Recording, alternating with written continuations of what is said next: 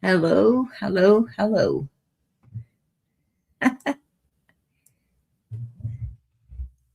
Can y'all hear me? Miss Justice, you are number one tonight. All right, girl. Much love, PG. Much love to you. Prayers, love, and justice for summer. Amen. Number one. She's back at the top. She's back at the top. Hey, Carrie, number two. Hey, hey, beautiful PG Mon chat. Good to see you all. Love and prayers. Hey, we appreciate that. God bless. Much love to you, girlfriend. And Linda, you are number three. All right. Hello, hello, hello. Hello to you. And Lisa, number four. You are number four in here tonight. Hey, PG, much love, beautiful lady. Hey, much love to you. You know it. All right. Let's get down through here. Let's see, Lori, how you doing, sweetie? And sometimes I have two of each other's names, so I got to be careful on that. And Georgia Wildchild, how you doing tonight? Good to see you, girlfriend. Absolutely. Carrie Hall, Texas Blue 22. How you doing? Much love to you. And Jane, how you doing? CJ. Oh wow. Member for 25 months. There you go, girl. Absolutely. I appreciate that so much. God bless all. Prayers for summer to be found. Amen. Amen. Name of Jesus. Amen.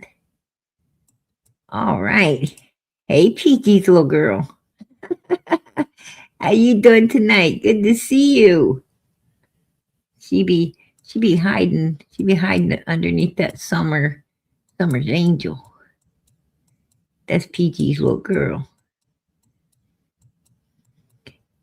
Hey, Carrie, I appreciate that. I appreciate that. I really do. This channel's got the best mods. Amazing, amazing mods. Let's see. Hey, C, how you doing, sweetie? Oh, that is beautiful. Absolutely beautiful. Lisa says, hey, PG and Cham. More Tam antics. Right? Oh, look at that. Carrie, that is beautiful. Absolutely amazing. Girl, that is a real work of art. God bless.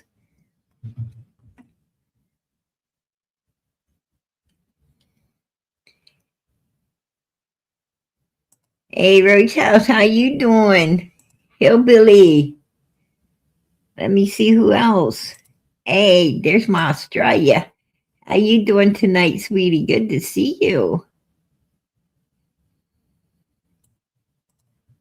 Oh, that is beautiful.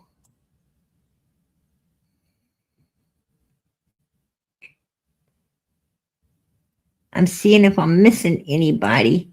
Hey, Caroline, Jillian. Oh, there's my Italian cookie. How you doing, girlfriend? Good to see you. Brianna, how you doing tonight? Mama 3. Anna. Oh, girl, that's beautiful. Just like your name. Just like your name. I love that name. Oh, Summer. Much, much love for Summer. Amen.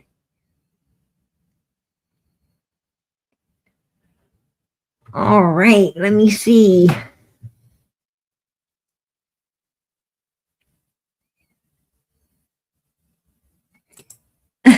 Kim says my phone's tripping.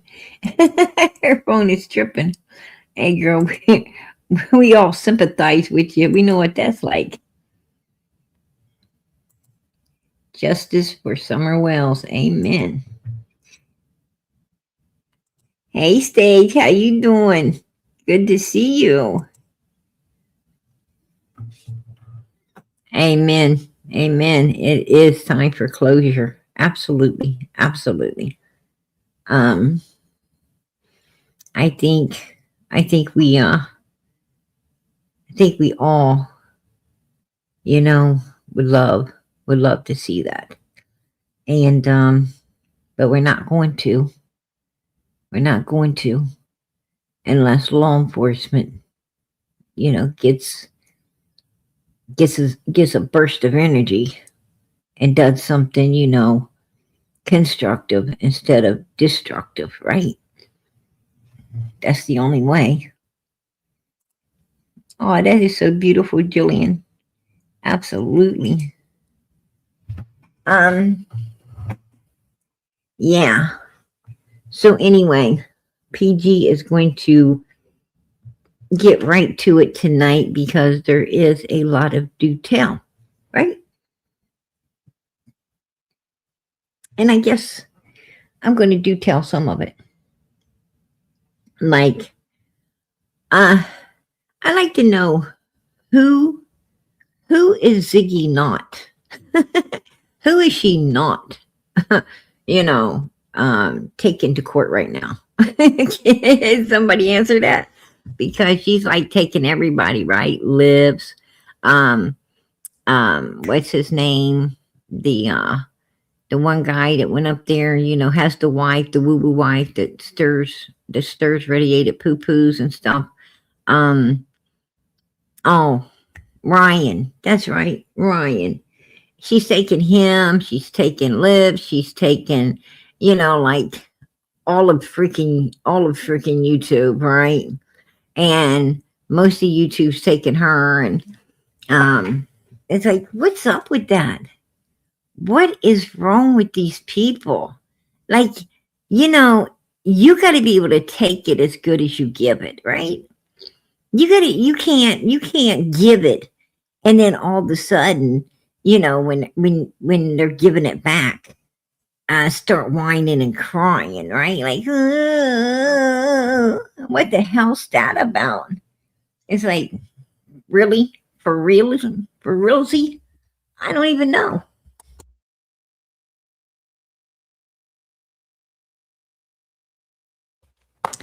I'm like, what is wrong with this picture? All right. Hey, something ain't right about it. I'm like, damn. Yeah. It's such a crybaby.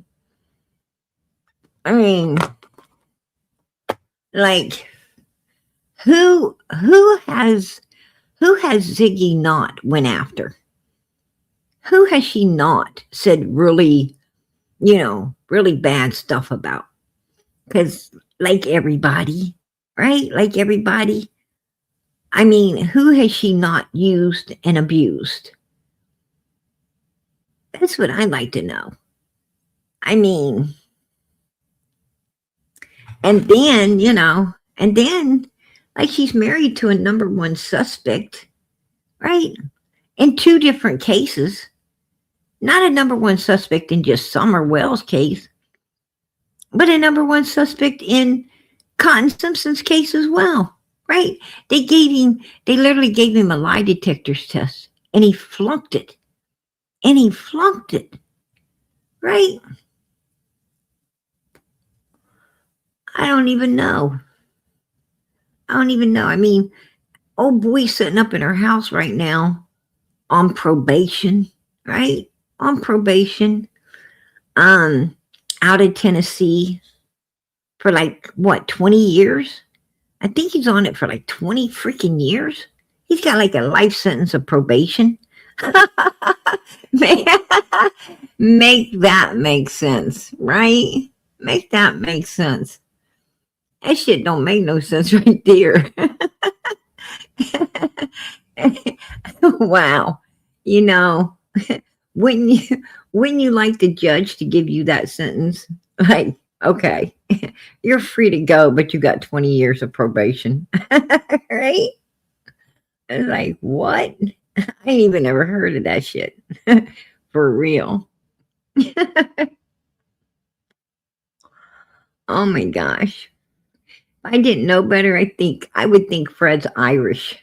For real. I would think he's Irish. He sure has the freaking look, right?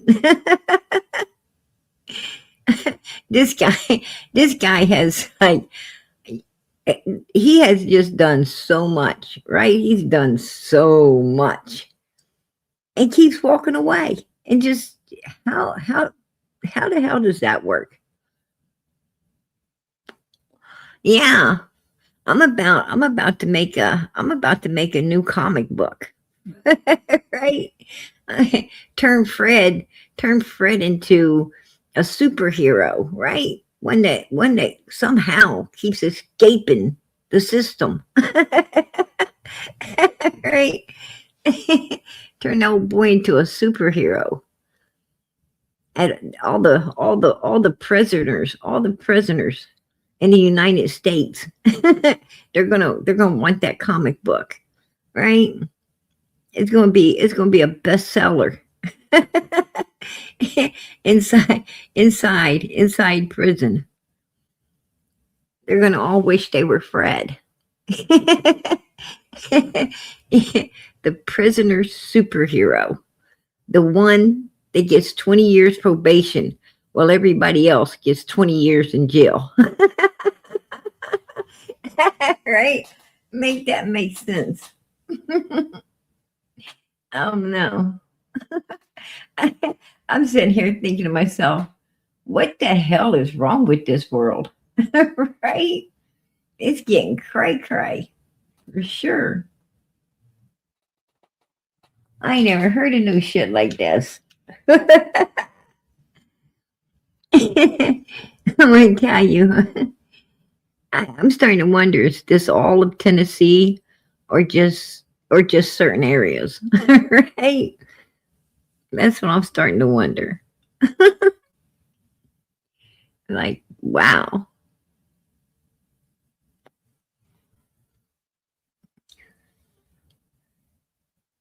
right, right, Mama Three.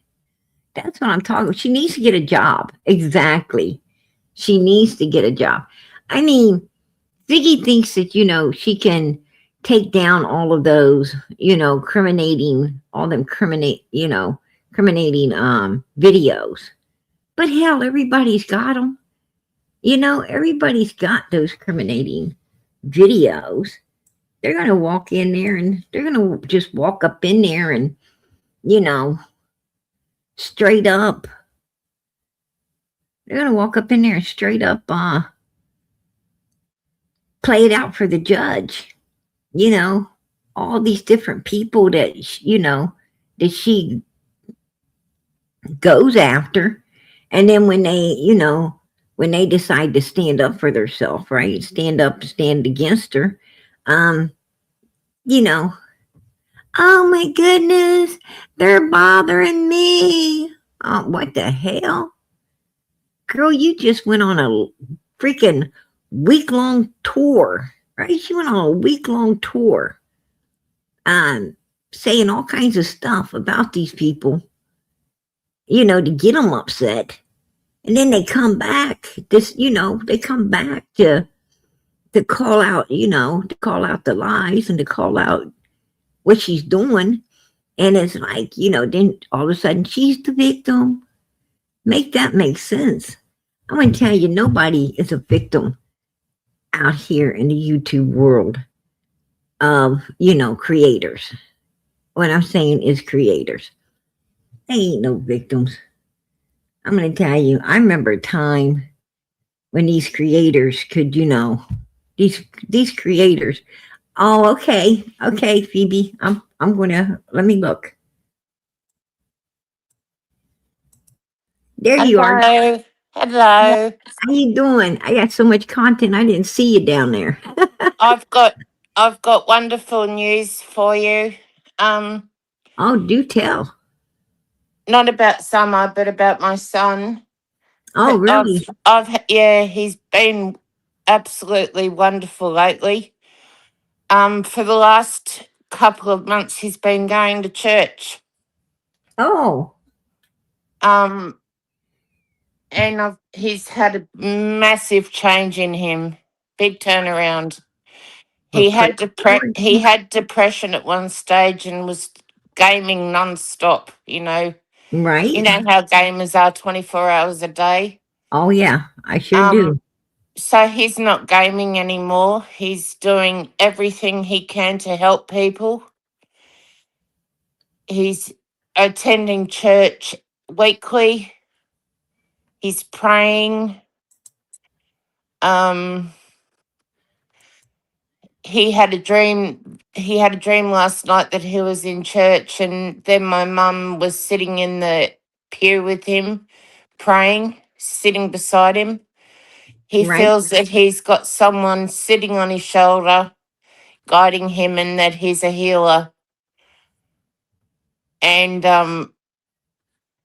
yeah, he's just come in leaps and bounds, PG, all thanks to the Lord.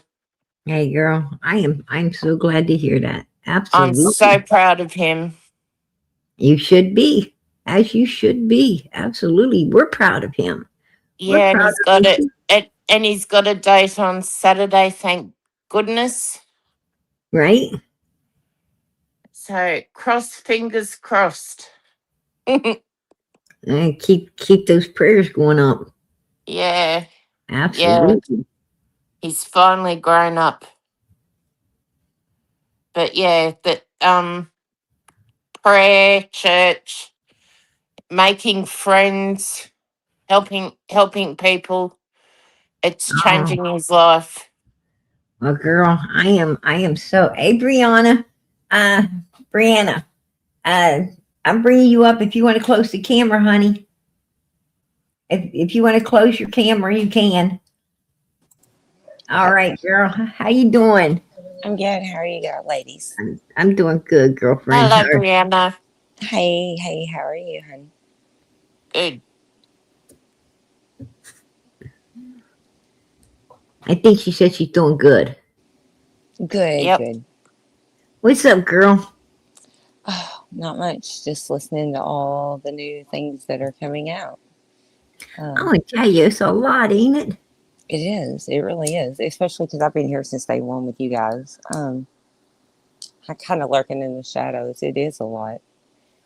I'm Um, gonna tell you. I about Um, fell off my bed last night when I heard Allison say they grandma was in the car when they dropped Summer off. I'd right? never caught Yes, I that nearly did too. all Yeah. this time. She said they dropped Summer. She said yes. Grandma was in the car when they dropped Summer off. Right. You know, I always wondered because I checked the forecast over there. You know, because it doesn't always rain all over Tennessee. Sometimes it'll rain in certain areas when it ain't raining in other areas. So I checked the forecast over in Rogersville to see if it rained that particular day, right? June 15th, 2021. Because I kept thinking, why in the heck does that back window look wet? Like they just came through some rain, a shower. And it said that, it was high and dry that day, right? And I'm Yeah. like, that's exactly what I thought. So where the hell this car get wet at? Where did it get some water on it? That And, year and I right think here. Allison answered it, didn't she? Yeah. Did Yeah, she did. PG did they even search the grandmother's car, the police? Oh, they did. They did. But see, if they took it to the car wash, the one thing that every criminal knows, and I'm going to tell you, criminal minded people, listen, if you're criminal minded, you learn all of this in your teens. You don't wait till you get early adulthood or older, middle aged or older. You learn this stuff like day damn one. I mean, I don't care if you're 12 years old when you start affiliating yourself with criminals and bad people. Uh, Immediately you start to learn, and when some of the first things you learn is, one, do not You know, always, if you have to, somehow make sure that if you go out and you're doing something, you cover your license plate, right? Whether you put dirt on it, whatever you do, you got to make sure that, and there's a bulb back there you might want to unscrew, so it's dark. But you learn all of these little things. You know, like you don't talk to law enforcement. They asking you questions you do not have to answer. You can plead the fifth. That's one of the first things you learn too. And you also learn that, if you're going to do any kind of act, wear gloves. Do not leave fingerprints. Do not spit. Do not throw a cigarette.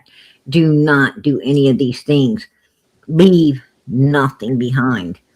Um, Two, you also learn that if you do something where they might bring in search dogs, right? Sniffers, as they say. Make sure that you put down, pepper, bleach, um, very heavy perfumes. Um, and it don't take much to mess up a dog sniffer.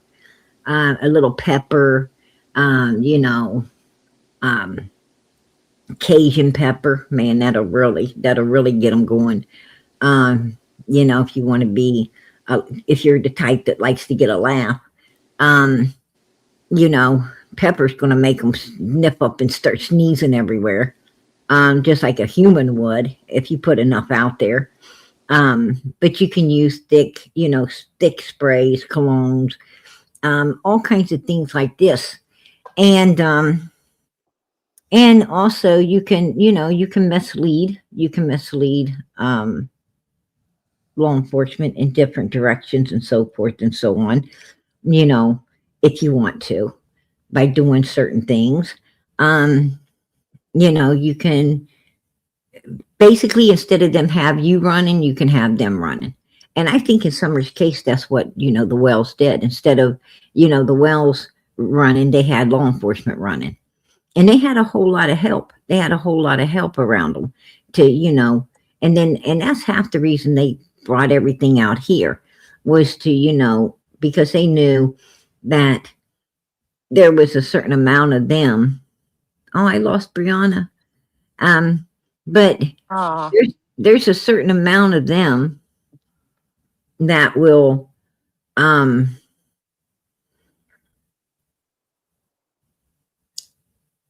do it inside the holler, like their little circle, their circle, which yeah. ain't really little. It's pretty big, but it's not that big. But they knew when they came out here. What I'm saying is they might have, I say, 40 to 50 on the inside. You know, um, compared to thousands out here. And Donnie, Candace, and them, they knew, let's take it there and we'll say stuff and we'll have all these people calling into law enforcement on top of what we're saying, on top of what Fred's saying, on top of what Andy and Jody Sue saying, on top of, Marlena, and on top of Chad, and on top of the lights, and on top of, on top of all these people. We'll have all of these people too. And what we'll do is we'll run law enforcement instead of letting them run us. And it worked. I hate to say it, but it worked. It usually does. It usually does every time. If if you are skilled in it and you put it to, you put it to use before, and I'm sure they have. I'm sure they have put it to use many times. And it's like, it's like with your parents. You walk in the house and they want to talk about, where you've been, what you've been doing, and you change the subject. You change the subject by, bringing up one of the neighbors. Oh, did you hear the neighbor did this or this? What? Yeah, and so, it's something your parents would be interested in, that you heard, that you learned, and then you got your parents off onto, this neighbor or something else, maybe, a house, went up or whatever. So you got them off on, or you might have seen law enforcement all over a certain place. So you bring it up, and and then your parents forget about you and about where you was, what you're doing. They're off on to onto, and that's what you learn to do. Yep. It's deterrence. It's called deterrence. You spin them around and get them going in a different direction. And I can't believe that the little things that we've caught now that we missed 4 years ago.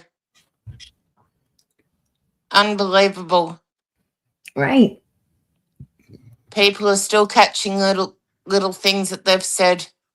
and I tell you, My jaw dropped yesterday when we heard that Grandma was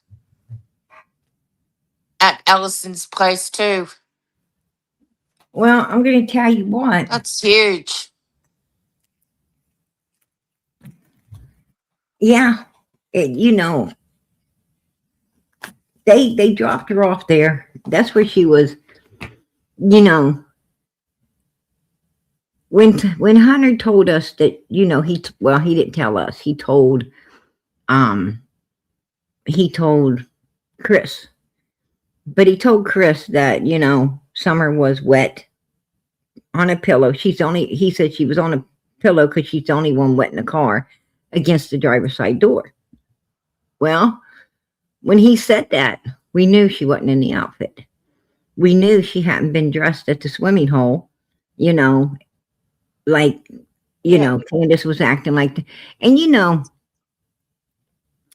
And, I took one look at Candace, and I'm going to tell you, where I come from, there was a lot of Candaces. There's a lot of Donalds.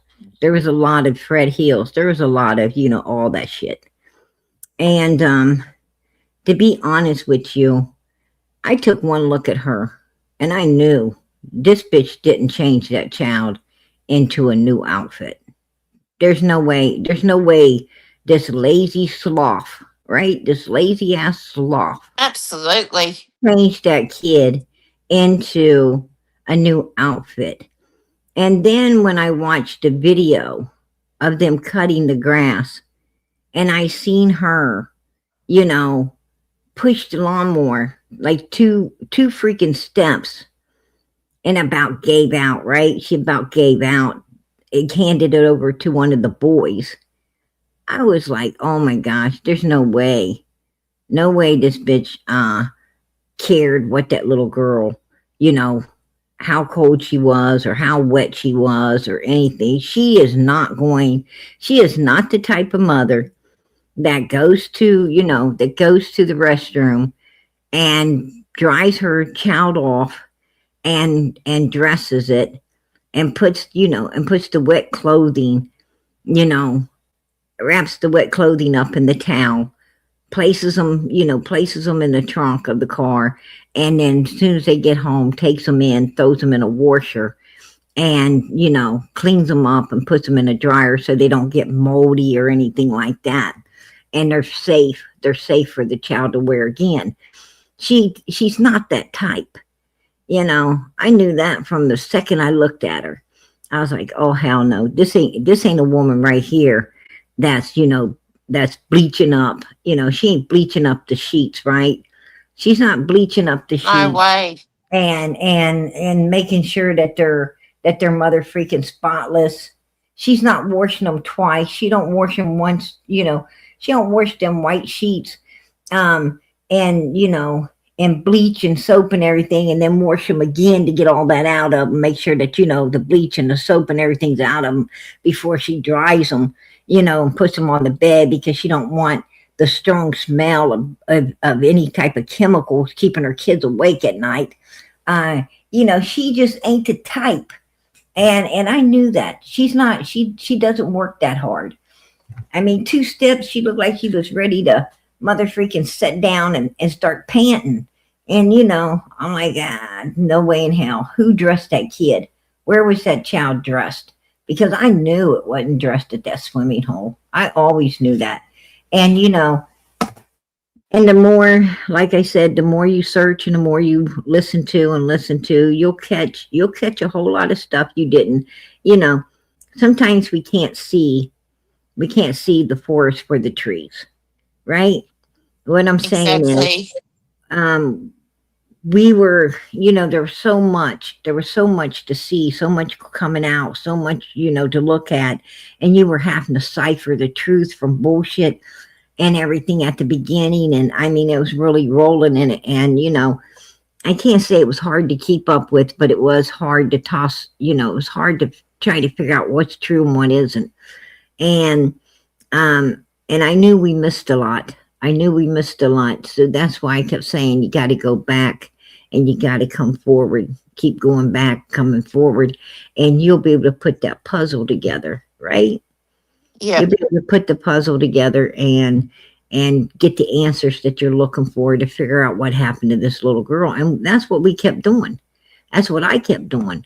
And and each time I'd pull the videos out and go through them over and over and over, I heard stuff that I didn't catch before. And I thought, like tonight, you're going to hear some stuff I didn't catch before as well, right? And you know that Andy, and we didn't catch it. They came out of Andy's mouth, and that's what I'm talking about. If you really, I know that it isn't our job to solve Summer's case. That's law enforcement's job. I understand that. But if they're not going to do their job, somebody else has to try and do it, right? Somebody else has to try and figure out exactly what happened to this little girl. Because, if they ain't going to do their damn job, somebody else got to do it because it's got to be done, Exactly. right? It's It's so got to be annoying. done. It is, It's really annoying sitting back and watching Candace and Don oh, have a life when Summer's missing. put a one in the chat if you ever played the game Clue. If you love playing the game, they got a game out there. It's called Clue. What room, who did it, with what. Never heard of it. Uh, well, there's a Clue game here in America that a lot of people buy, and it's a board game, and a lot of people buy it, and I think there's even electronic versions of it and stuff now as well. But I love mysteries. I love mysteries. I love the game Clue. Um, I've always liked to, you know, oh, I don't know why, but mysteries and stuff attract me. History attracts me. I love Um, history. and, you know, I always like to, I have this need to know, you know, Well, you're very good at it, PG. and Very I good. try to be. I try to be. I think you've done a wonderful job with Summer's case. But the thing is, you know, if you, that's what these cases are like. They're like a game of Clue. And, and you have to keep searching to get all the answers. The only thing difference is, you know, the Clue game is laid out for you, right? And the cards are in the envelope, so you there's not a lot to it. There's not a lot to it. These cases out here is a puzzle. They're more like a puzzle, and you've got to put that puzzle together.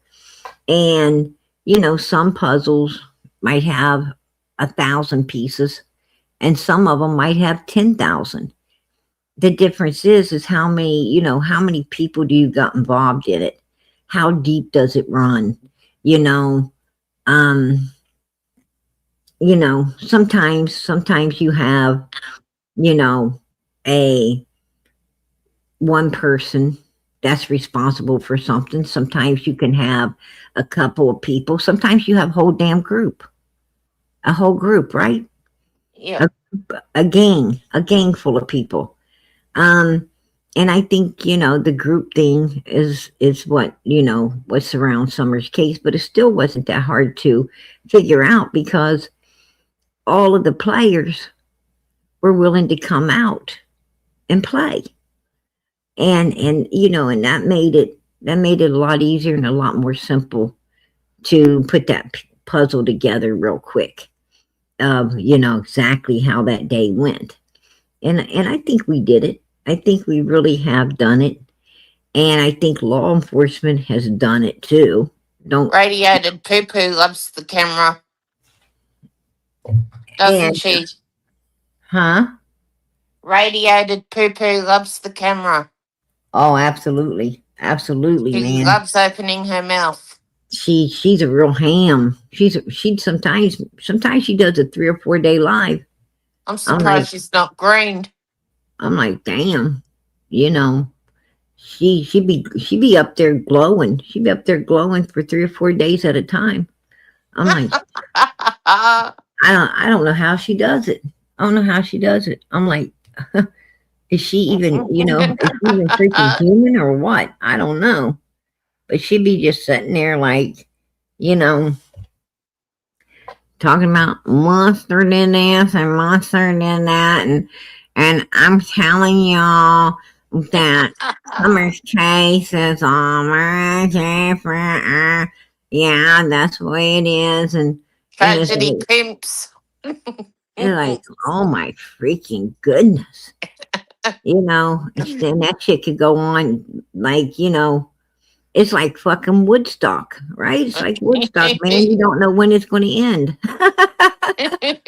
Right? When is everybody going to actually go home? Right? Oh gosh, she's so annoying. Right. That's what I'm talking about.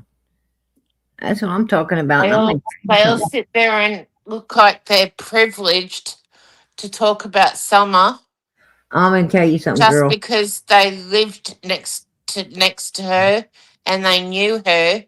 They think that they're privileged. I'm going to tell you what. I don't know. I don't know about privileged. I do know that, you got to get some real goody good shit if you're going to listen to Jody Sue. You better get some. You, She's really put her foot yeah, in it though. yeah. You better freaking you better not just wake and bake. You need to be baking all day if you're going to listen to that bitch. Exactly. Right?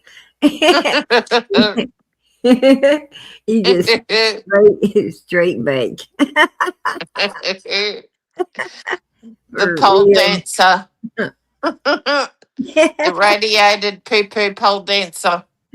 Right? She be And glowing on the Andy pole. and Andy Bernard the pimp. Andy be Pimp singing. daddy. Andy be singing that song. Turn me on, turn me loose. Oh Shit. man, you could laugh for that. You could laugh for hours about these people. You got that right, girl. You definitely got that right. Oh my gosh. Anyway, Let's get, PJ, I'm going to get down and let you get on with the show. all right, girl. I appreciate you coming up. You know it. Love your truckloads. Hey, I love you too. You know it. You too. Absolutely. Bye. Bye. All right. Let's get to it. Let's get to it tonight. Everybody got their seatbelt on. Fasten your seatbelt. Fasten the seatbelts. Put a 1 in the chat. You got your seatbelt on. Your popcorn popped. Your whatever you're drinking. I hope it's something strong. About what you're about to hear.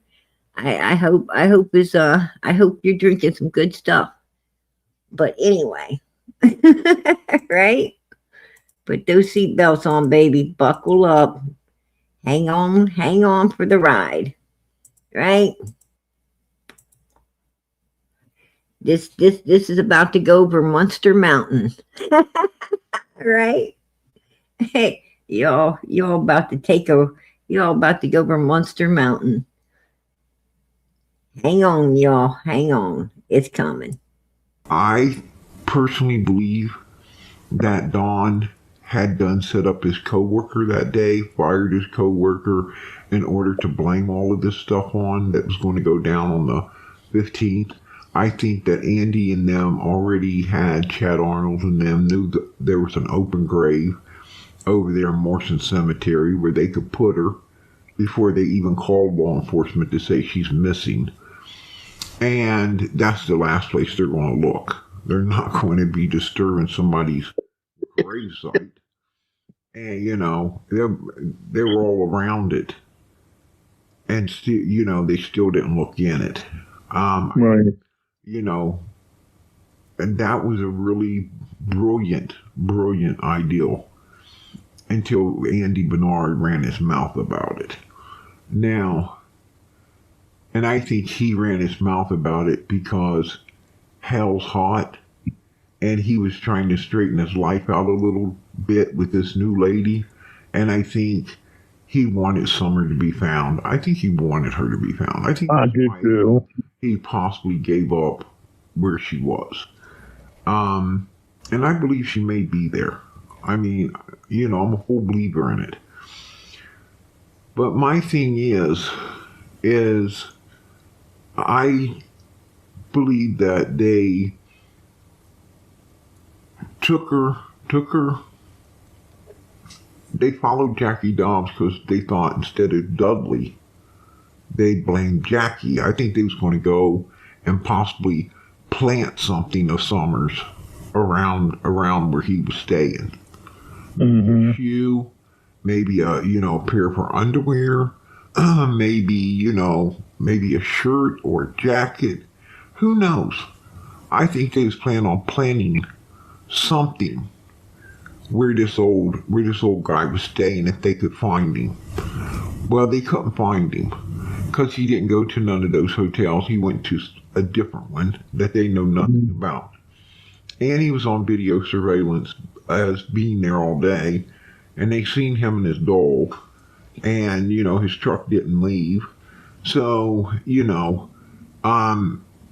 thank God he stayed where he was. And everybody had surveillance that he's there. But Did you ever hear the name Darren? I think I have. Well, after I started talking to Candace and Don and stuff, this man hits me up. He said, "Are you friends with?" And his name was Darren something. Right. And I was friends with them. And I said, "That depends on who wants to know." And he had his name as Darren something. I don't know if I'll be able to find it in this thing or another thing. Right. He said, No, both of these voices are not PG's. They're not both PG's voice. The first voice you hear was PG. This voice right here you're hearing, the deeper one is the shadow person.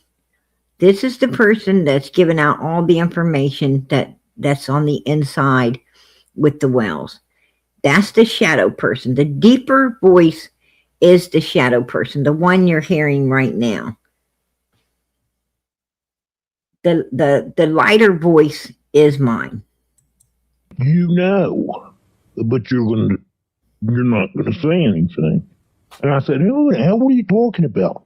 If you do not listen to me and do something, then shit's going to happen to you." And I'm like, "Who in the hell are you?" What? Well, he kept, look, I'm telling you, this guy had me scared to death. I didn't know who he was, where he's from. He's telling me I know the truth. He knows that I know the truth.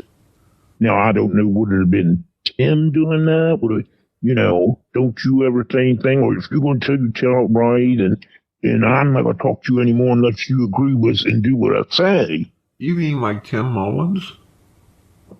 I mean, I don't know. I was just picking out a name that somebody would pull something like that. Right.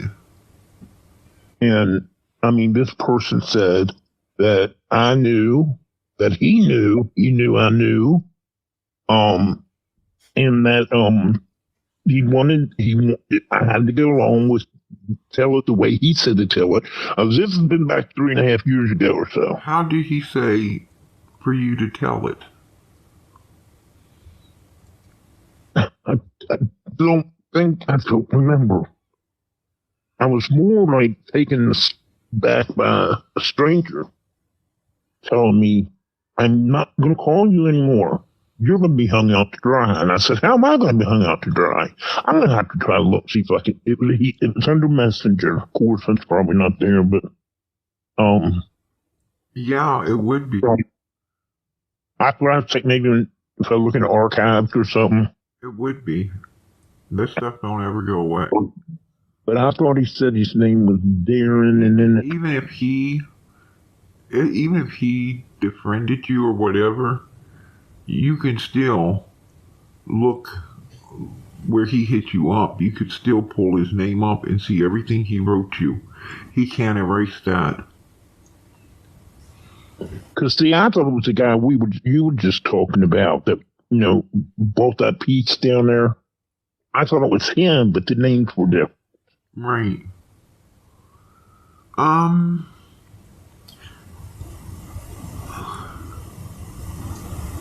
Don and Candace told you a lot of things. I mean, a lot of things. Man, I do sound better as a man, don't I? My voice sounds so much better as a man. Like, like you said, they, told you about them being in trouble for the SA charges and not only them, but what they was having the boys do as well. And I mean, there was times that Donnie would be like, Candace, no, don't. Or Candace would say, shit, I'm done, shut.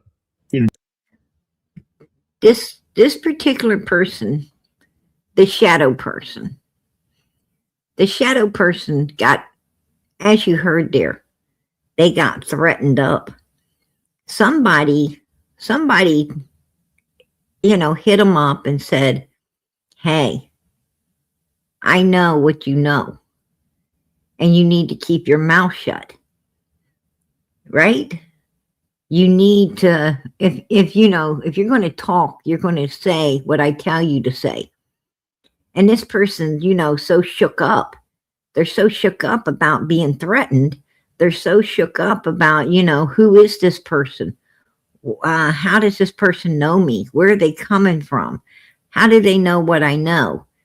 And they're threatening this person, right? I had them really spooked, as Hunter would say. Not scared, but spooked. Which I don't see a difference. I mean, if you're spooked or you're afraid, right? It does. You can use the word spooked, but your ass is scared.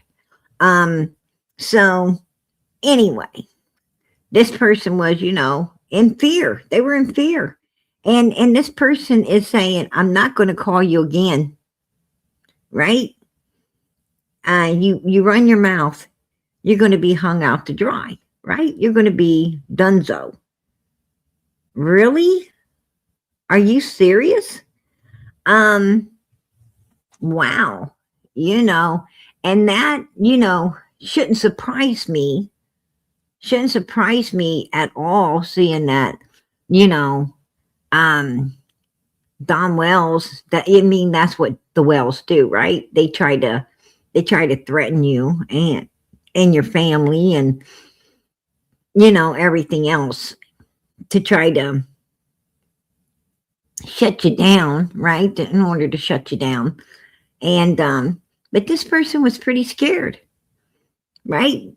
With somebody coming out and coming at him in that direction. But listen to this. Listen to this. Just like the essay paper. He said, who are you showing him? She didn't say nothing. And I swore I took a screenshot of. What did you do with the screenshot? I got it in my phone somewhere. I'll look later and see if I can find it. There's something about this guy's name. There was a hawk, a black hawk by his name. How would he know to hit you up? That's why I was wondering.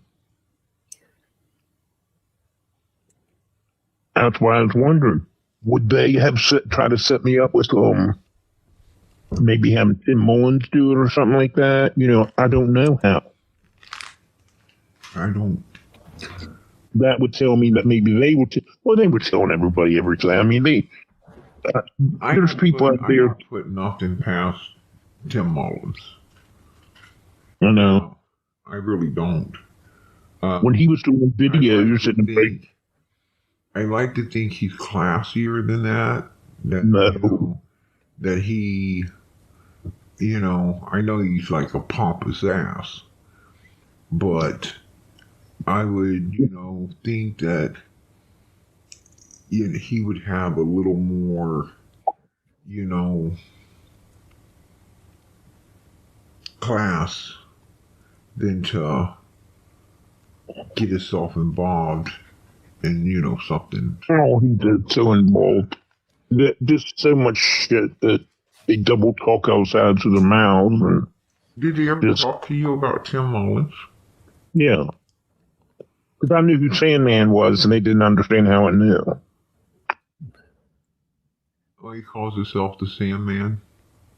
Yeah, of course, when they talked about the Sandman, they didn't want anybody to know it was Tim Mullins. But when I said, when she said something about Sandman, I said, you mean Tim Mullins? She said, where'd you get that information? How do you know it? I said, I just know it. And it's true. I do just know things. I don't always tell the person I know something about them, but I know things. And then what? I talked to Tim Mullins before. Oh, do tell.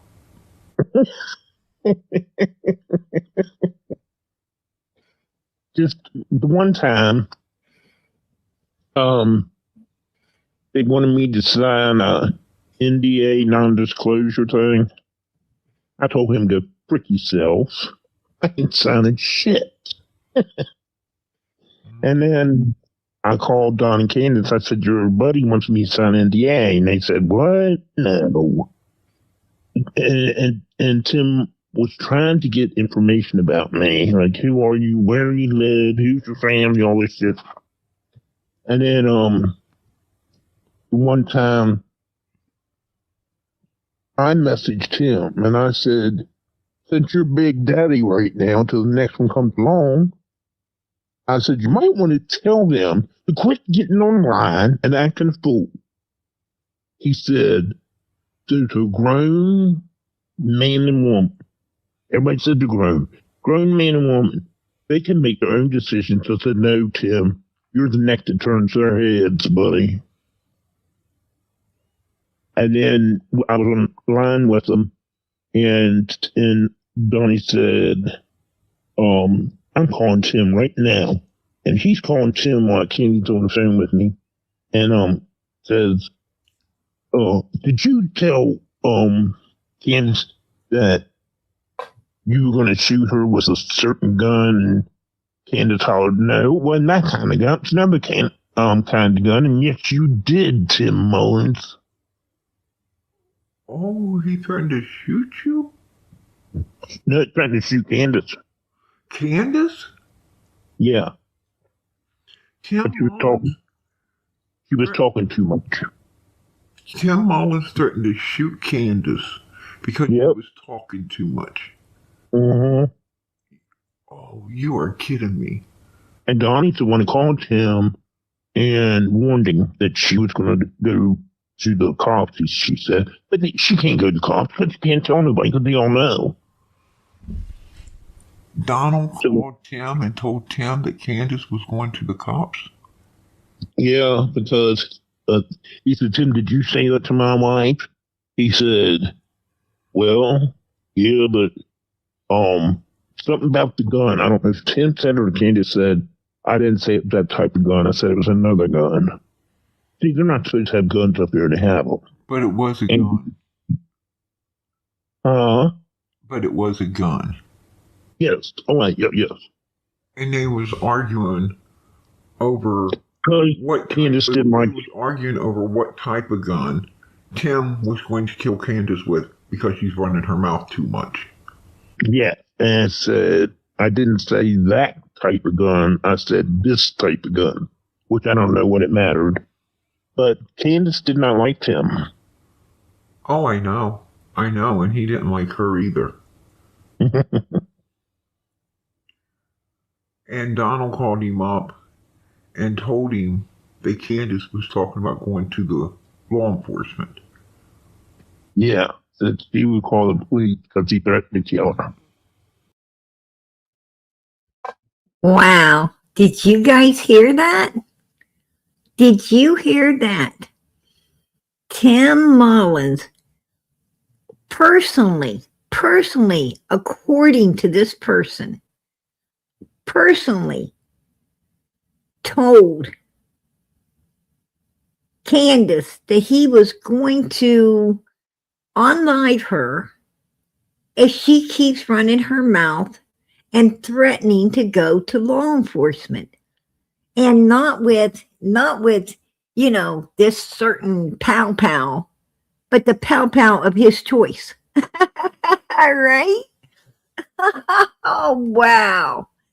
And do tell, right? Oh, my goodness. I mean, here we are sitting here, you know, spectating on what type of person is Tim Mullins. You know, we ain't heard a lot of things about Tim, right? But this person here personally talked to him and was personally on the phone with Candace when Dawn calls Tim on speaker and asks Tim, you know, did you do what my wife is saying you done? And he's like, yeah, I did it. Right? She's got the pal wrong, you know. She got the, you know, 22 where's a 45 wrong.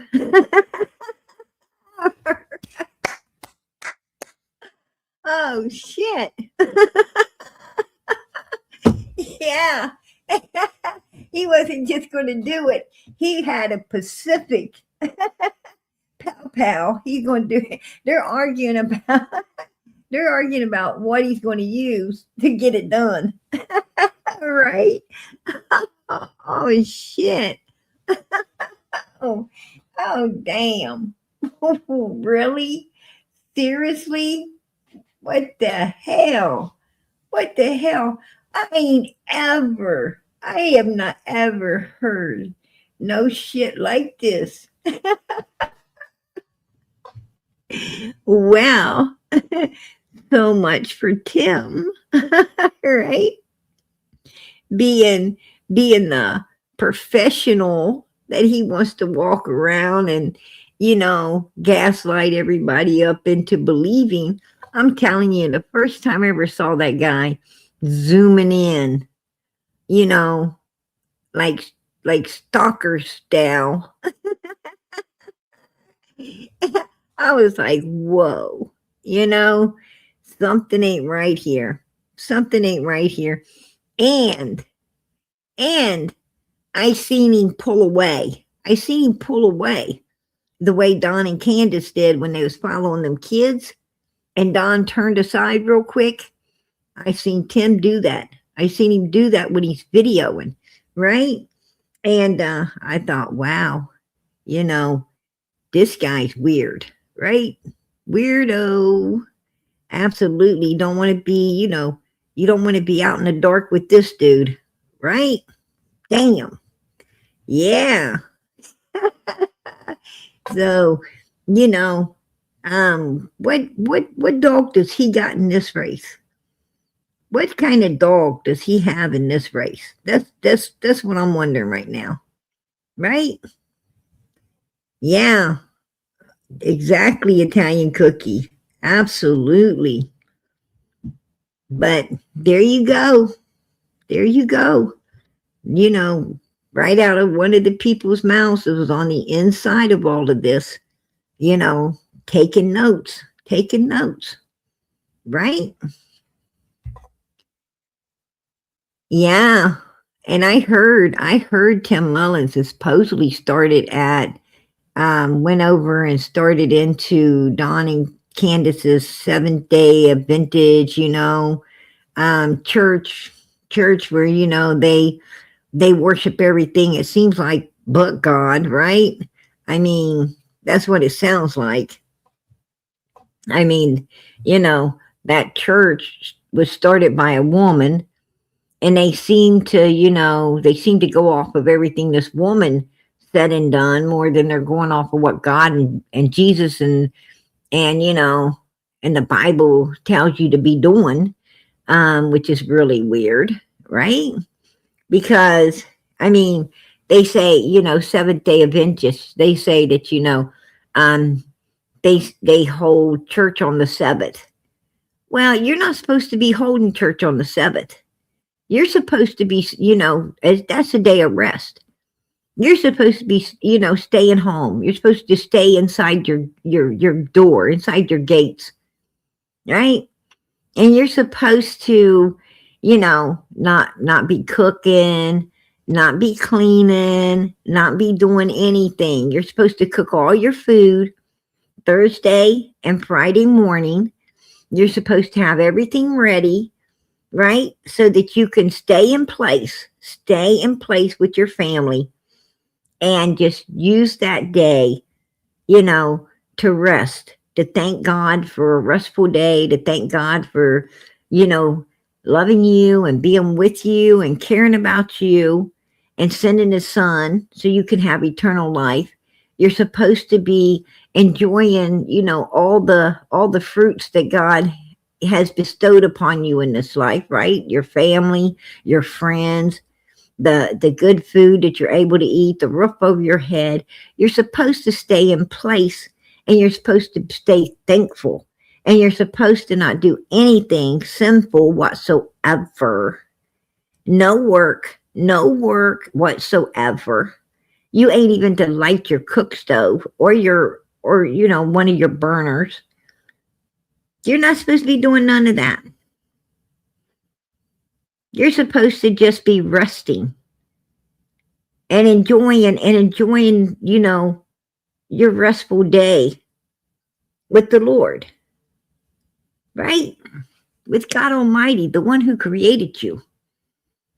You're supposed to be resting so he can rest. You're supposed to be resting so he don't have to worry about you being somewhere. That's why you're supposed to rest. And they're not resting, right? They're not resting. You've got 6 whole days to get everything you need done. You can, God gives you every day. And he expects you could give him one day of rest, right? Now, if it's an emergency, if something's an emergency, and you have to run out and you have to take care of something, well, yeah, the baby needs milk, or you find out the baby needs diapers. I'm sure the Lord's gonna, you're out of medicine that you need and you have to run to a pharmacy. Yeah, the Lord's going to understand that you can't just take the whole day off. And I'm sure you'll get there and back safely. But if you should, if it ain't an emergency, you should be observing the Sabbath. You should be staying in place and doing what you need to do. It's a day of rest, right? You don't need to be, you know, running all over the place and doing stuff that you shouldn't be doing. It just is what it is. But they're holding church. This place is actually holding church on the 7th. They're not staying in place. You can go to church on Sunday, right? You can go to the church on Sunday and worship God on the 7th, from Friday evening till Saturday evening. You need to be staying, like the Bible tells you. Stay within your gates and mind your business and rest. Be mindful. Be mindful for once. 6 days a week you're running, ragged, right? You're running ragged. You're running all over the place for 6 days. The 7th, you can finally be mindful. What does mindfulness mean? It means that you are able to take in the scenery around you. You have time to stop and smell the roses, right? You have time to think. Time to do a little bit of something you want to do. Maybe, maybe read a book. Do something, that puts you in your right mind for a while. Instead of all the chaos, the hustle and the bustling.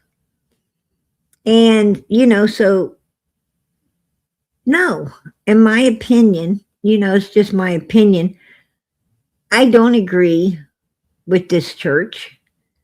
And I sure in the hell ain't going to sit around and, glorify some damn woman who,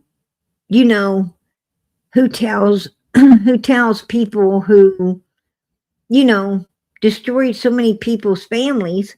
I mean, the book that Don Wells wanted everyone to read, and trust me, I read it. Out of curiosity, right? I read the book. He promised to meet up with everybody if they read this book. And he reneged. He reneged on it after he put these people, and I know why they were upset. Oh, trust me, I know why they were upset. Because this book that he wanted them to read, let me tell you what it was about. Put a 1 in the chat if you want to know what it's about. If not, I'll skip on.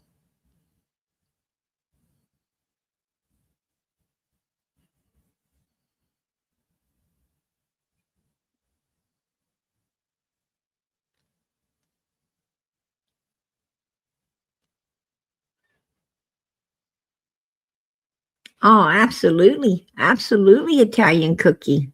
Yes. Absolutely. That is exactly who destroys families. People like the Wells. Yes.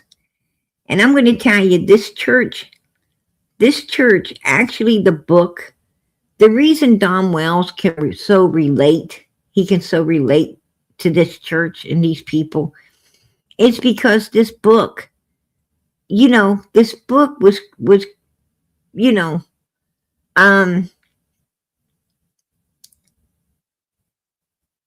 this book was really talking about him.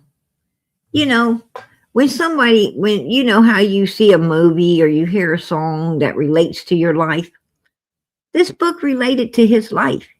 He could connect. Because, that's the kind of place, he wants people to accept his evilness. And that's exactly what this book was about. This book was about these evil people like the Wells out in a wooded area. And there would be people, travelers would come along. And these evil people would attack and destroy the the traveler, you know, actually take everything they had, do violent stuff to them, and unlive them and unlive them. Now, if your sister or your brother or your aunt or your uncle, your mom or your dad or one of your kids was traveling through this wooded area and somebody attacked them and robbed them and brutally assaulted them in different ways and then completely unlived them, wouldn't you want justice? Wouldn't you want justice if some evil being out of pure evilness did this to your loved one? Wouldn't you want some justice served? Absolutely, you would. Why? Why? You'd want it served because your loved one was righteous and this person was evil. Your loved one wouldn't have ever did what they done, right? You want justice because you want this person out of society so they cannot hurt or harm or do this ever again to anyone else. That's why you want to see justice. You want it, and you know what justice is? It's just another word for righteousness. You want to see righteousness done. That's what justice is. It's called righteousness against evil. And you know what? This lady, this church, harbored these people. This church brought these people in and told them that it's a safe place for them. It's a safe place. And they do not have to answer to the law. They do not have to, they don't have to answer to anyone. That church is willing to protect them, no matter what they have done. Now you know why Don Wells loves that church. Now you know why. This lady wasn't for righteousness. She wasn't for justice. She was for harboring pure evilness and keeping it out of the hands of the law and keeping families from getting the justice for their loved one that their loved one so much deserved, right? And who in the hell was she to do that? Who in the hell did she think she was to say that these people didn't deserve to get some type of justice for what happened to their loved one? Who was she? She was nobody. She was a fucking nobody.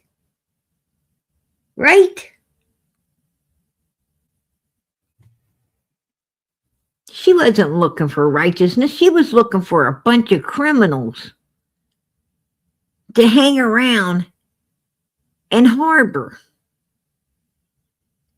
She was looking for a bunch of criminals to support her church so they could hide there. Right? Bring in your money, bring in your stuff. And you can hide here. You can hide from the law. You can hide. You can use God in order to hide. Right? Your evilness. There you go. That's what the book was all about. And I'm sure, if we were evil as hell, like Don and Candace, we would all love this church too, right? We'd all love it too. But we're not evil. We're not evil. I ain't looking for a place to hide from the damn law and act like I'm religious, right?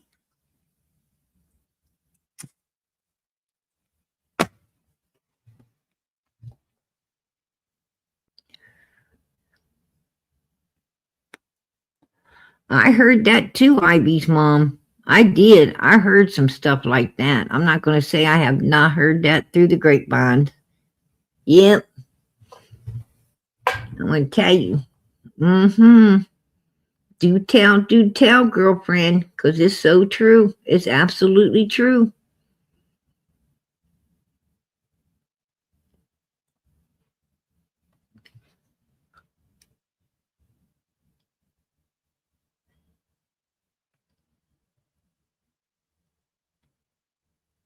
Yeah. I'm going to tell you, Robin's fake. Robin is like, that's the one thing I don't like. The one thing I don't like is how a lot of church people act. You know, they act like they just act weird, right? They act so fake. They sit there and, and act like, ha ha ha, they're just, like they're freaking heads in the clouds, all weird and stuff. And it's like, really, just because you go to church and you get baptized and saved and everything, don't take away your everyday common sense to just be who you are, right? To just be who you are. I mean, you think God don't know the fakers from the real people? Because I think people who really, go to church for God and define God and they get, and they accept Jesus into their life and they get baptized, their eyes open, truly opened, right? So they can see the sin, not just the sinfulness that they done, can't believe that was even you. It was, but but like, it's like you shed it all the evilness away, and you think yourself, was that me? Because your eyes are open now. Your eyes are open to know, what you was and what you are now. And you're so glad what you are now. Because you don't even know that person. You can't believe you was that person when you get your eyes open. But you're not only able to see, how terrible you was, but you're able to see how terrible other people are as well, and you want nothing to do with it, right? And you start shedding them. You start shedding them the same way, that the Lord shed whatever the heck it was out of you. And then all the bad people start shedding away from you as well. And sometimes you feel like you're standing alone, right? Like you have no friends now. All your friends were evil. You have no friends. You're standing alone. But I tell you what, I'd rather stand alone with God than to stand in that damn cesspool, that I just got out of. It feels good to stand alone. It feels good to be able to know what, this evil was around you. But the point being is, you're still yourself. You're not, when you get your eyes open, you're not walking around, saying, ha ha ha, let's get fanny packs and run out in the woods and, and you just don't act all airheaded and stupid. Right? And that's an act. And a lot of people love to act stupid. They love to act stupid. And they're not stupid at all. It's a big fucking show. Some people are better at it than others. Right? Some people, belong upon the stage and others don't. And Robin don't. Robin don't belong on the stage. She's fake, and you can tell she's fake, right? It's just what it is. And I'm going to tell you,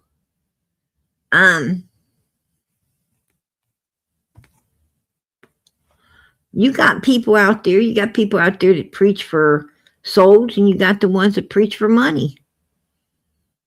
You got, the people preaching for souls is truly God's sheep. The ones out there preaching for that money, That's what they call a wolf in sheep's clothing. Right? But you don't have to be in a church house to worship God. God is everywhere. God's everywhere. Right where you are right now, God's there. Jesus Christ is everywhere. He ain't contained to a church house. I mean, if God and Jesus was contained to a church house, then how is he in all of these different ones? If they was contained, wouldn't they only be at one? Just saying. That's right. No, God and Jesus is everywhere. They're everywhere. That's why they're in every church, in every house.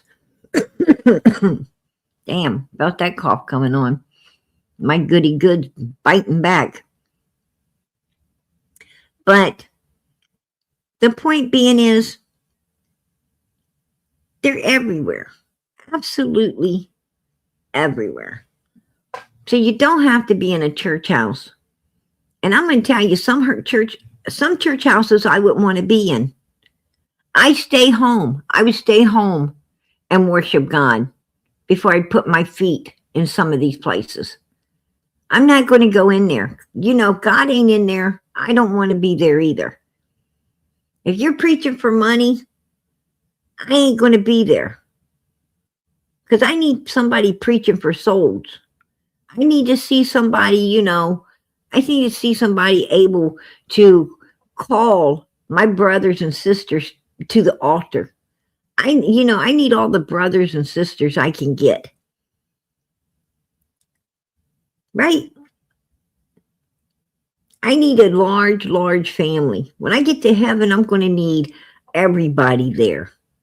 And when I take a friend to church and my friend hasn't been baptized yet, I need that preacher preaching for souls, because I need my friend to get down there, and I need my friend to accept Jesus into their life, and I need them to get in that water, and I need them to come up with their eyes open so they'll be with me for eternity, right? The same way I needed my children to accept God. I took my kids to a church that preached for souls, not for money. I went to a church that preaches for souls, not for money. Money, honey, you can't buy your way into heaven. I don't care how much money you got. You ain't going to buy your way into heaven. That ticket is free. That ticket's free. And a whole lot of people are passing it up that's going to wish they didn't. Let me tell you something. If you could buy your way into heaven, people would be working their backsides off here on this earth to get that ticket. Right? They'd be working their backside off to get that ticket. Like they were working their backsides off to get money to buy a Willy Wonka chocolate bar so they could get the golden ticket, right? Everybody was eating a ton of chocolate because they wanted to get the winning ticket. And to be honest with you, I think more people would be trying to get into heaven if it did cost money. They'd be doing everything. They stay busy all the time trying to get that ticket. But you know what? Because it's free, and they figure they can get it any time,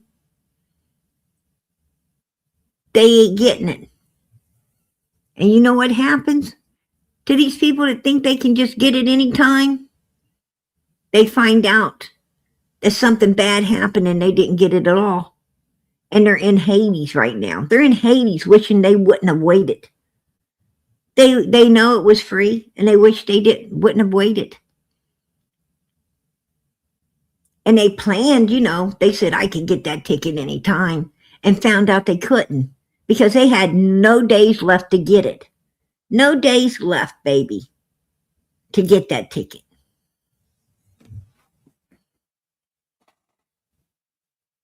And there's probably a lot of people listening right now that ain't got that ticket. PG's got that ticket. Yeah, it was free. And I tell you something, I was right there. I was right there getting it. You bet I got it. Hell yeah. I'm going to tell you, there ain't nothing scarier. There ain't nothing. You know, you think it's scary for the Lord to be calling you to the altar and you holding on to your seat because the devil don't want you to go. The devil's telling you, you know, this and that, and you're not ready, and you're hanging on. And then, you know, after church, you leave and you know, and you feel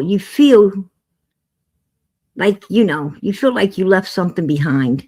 You know, you feel like you should have went, but you didn't. A few days you get over it, right? A few days you get over it. And you get back to your woolly ways, your sinful ways, and doing what you want to do. And the next time you're in church, you know, you get that feeling the Lord's calling you, and you're trying to hold on to that seat again. Well, keep holding on. Because I'm going to tell you nothing. You ain't doing nothing but pleasing the devil. And he might collect. That's why that's why he's trying to keep you from going down there. Because he's trying to collect you. He's hoping you don't make it to church, you know. He's hoping you don't make it there. The next time. He's hoping to collect on you. He's hoping you'll be in Hades where, you know, he's going to be in it for eternity. He's here to devour everybody he can. Right? Yeah. He sure is. And he's going to devour a whole lot of people. And it's sad. The saddest thing is there's people in hell that wish they had the very chance that everybody on this earth has right now. And wasting it. Just like they was. Just like they was. But I'm going to tell you, Don Wells walked up in the front of that church and he didn't ask for people to help him find his daughter. He didn't ask for people to congregate and help in any way they could to serve food and so forth, make and bring and serve the people that was looking for his daughter. He went up there and he asked for forgiveness. For what? For what? Think about that.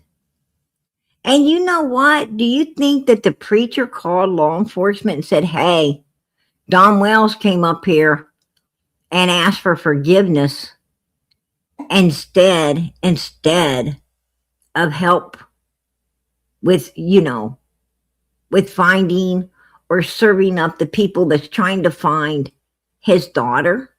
Do you think the preacher did that? I don't think so. Why?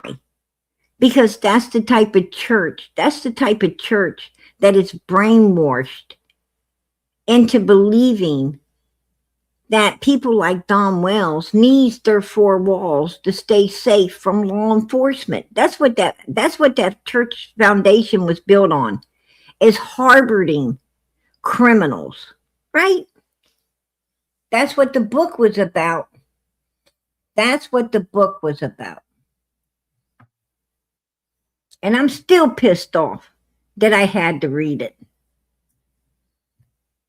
Yeah, I might not ever get over that one. It's hard. I'm trying. It's going to take time.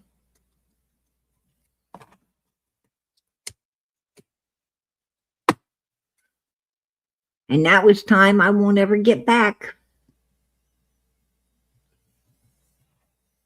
Right? Sometime is worth spending. Most times ain't. Right? We waste a lot of time on this earth. We waste a lot of time on shit we wish we wouldn't have wasted it on. That book was one of them. Right? For real.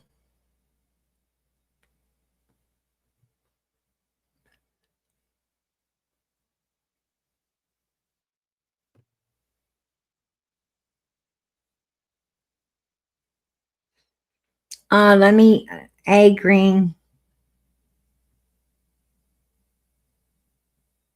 Gma? I think it's Gma. I truly trust me. There's churches that are occults. Absolutely. Absolutely. Seventh-day Adventists. You know, put it this way. Churches that feel like you can have more than one wife. Nope. That's against the Bible. You know, God made Adam and Eve, one man, one woman, right? To build a life. You know, you're not supposed to have 10 wives or 10 husbands. That's crazy.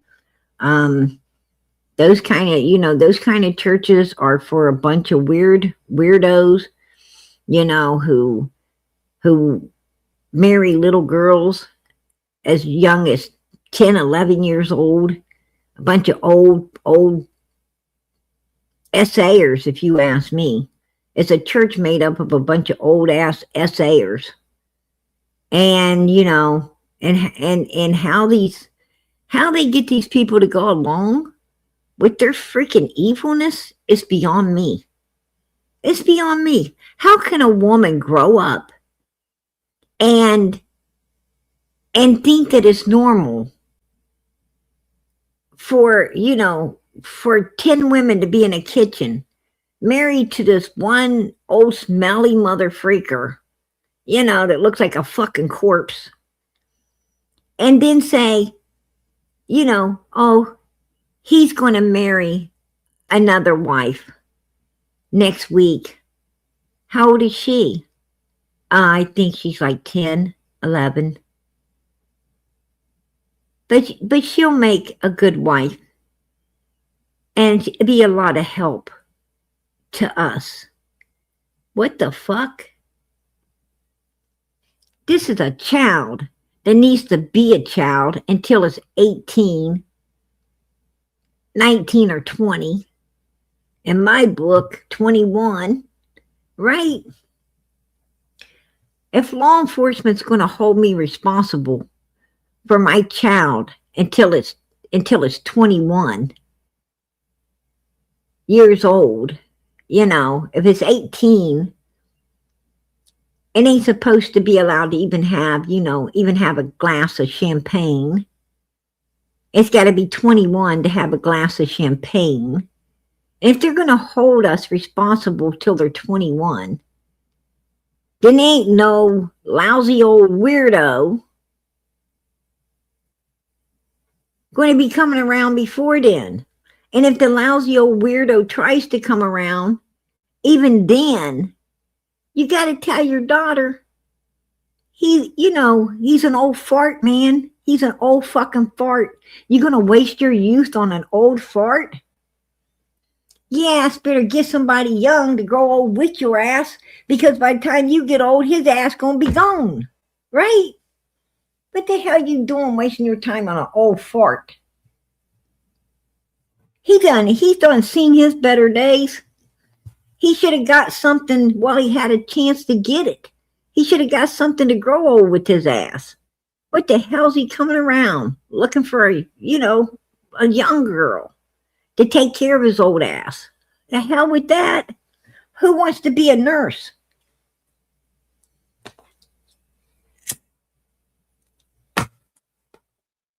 To some freaking old streak in his underwear fart. Are you kidding me?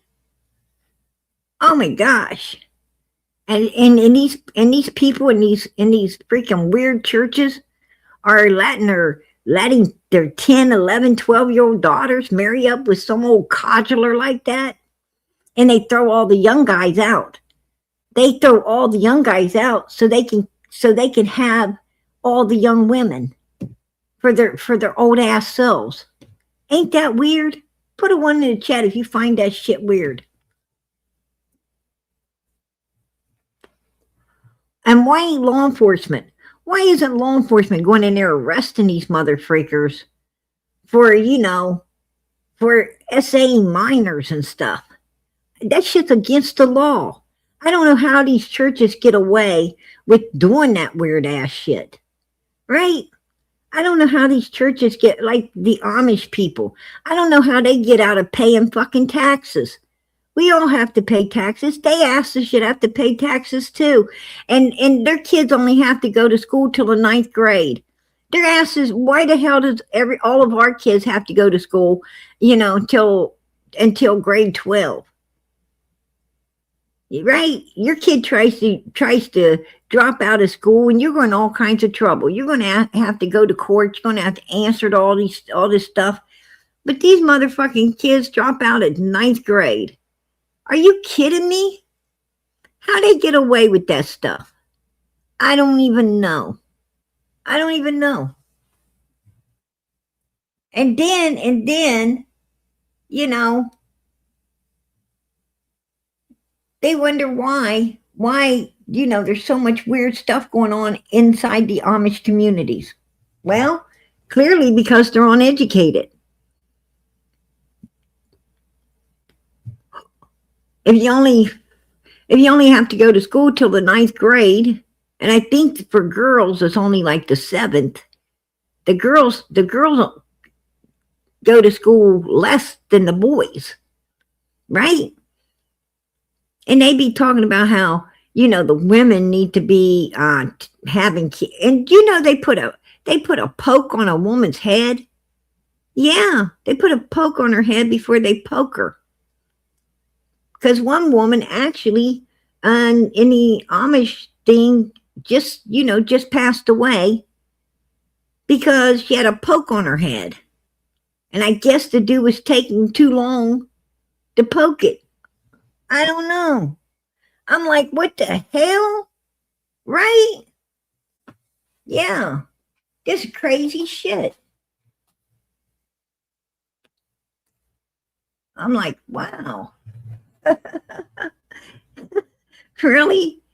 I mean, who in the hell puts a sack on somebody's head? That's,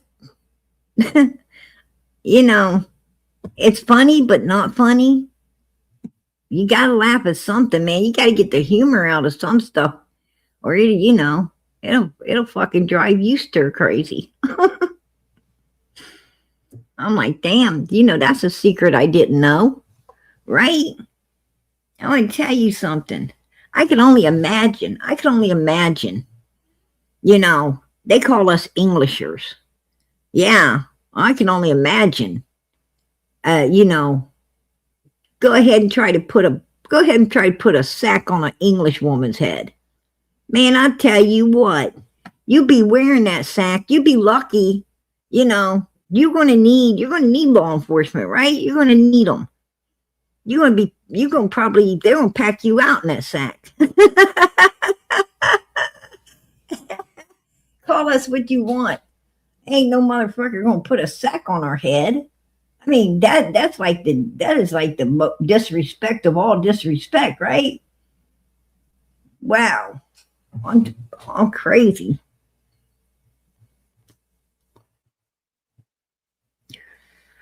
I like to hear more.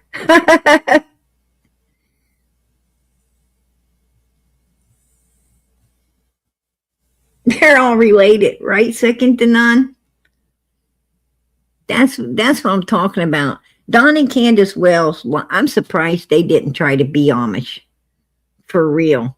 I am totally surprised. I mean, we better stop talking. We might put the ideal in their head. Next thing we know, Don Wells be walking around in some Bev overhauls and a straw hat, right?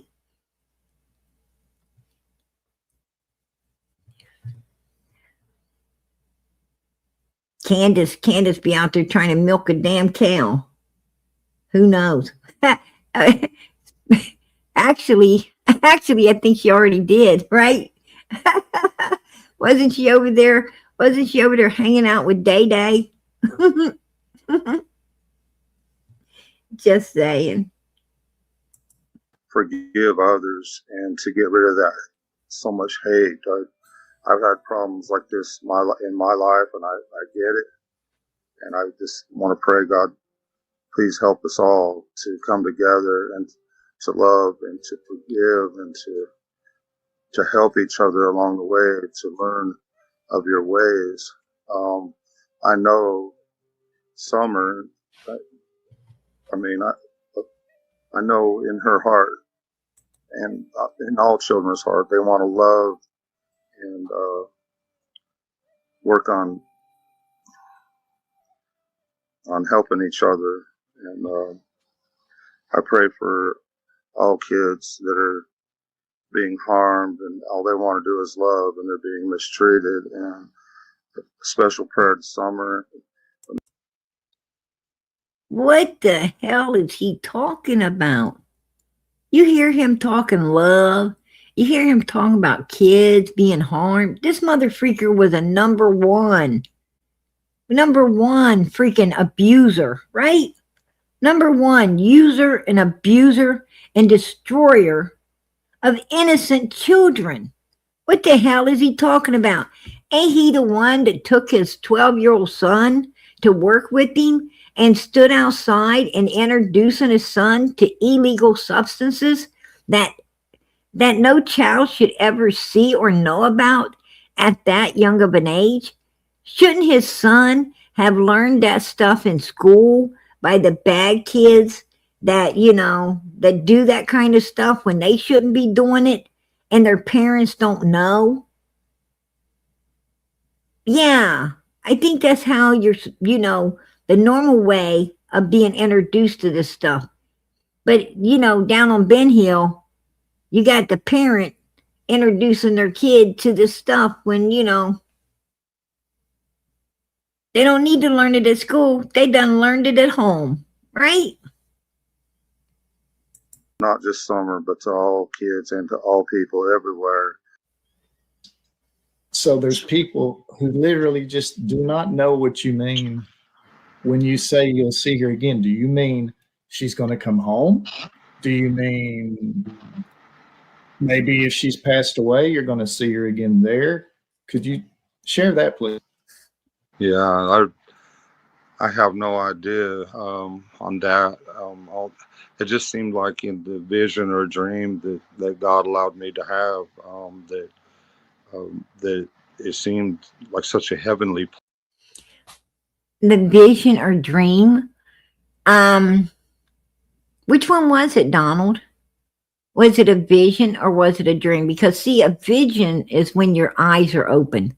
When you have a vision of something, you're awake. You're like, fully awake.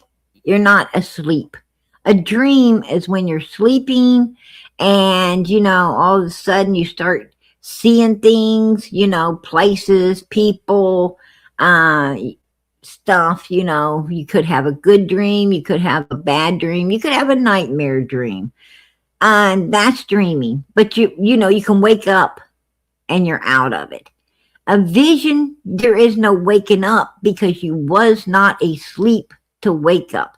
So, was it a vision or was it a damn dream? Because I don't think it was either one. And that's why you say a vision or dream, because you don't know what the fuck to call it because you didn't have it, right? That's my opinion. That's just my opinion.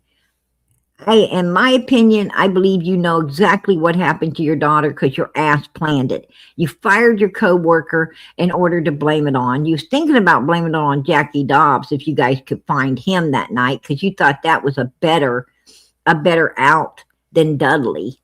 But because you couldn't find him, you had to stick with Dudley, and you did.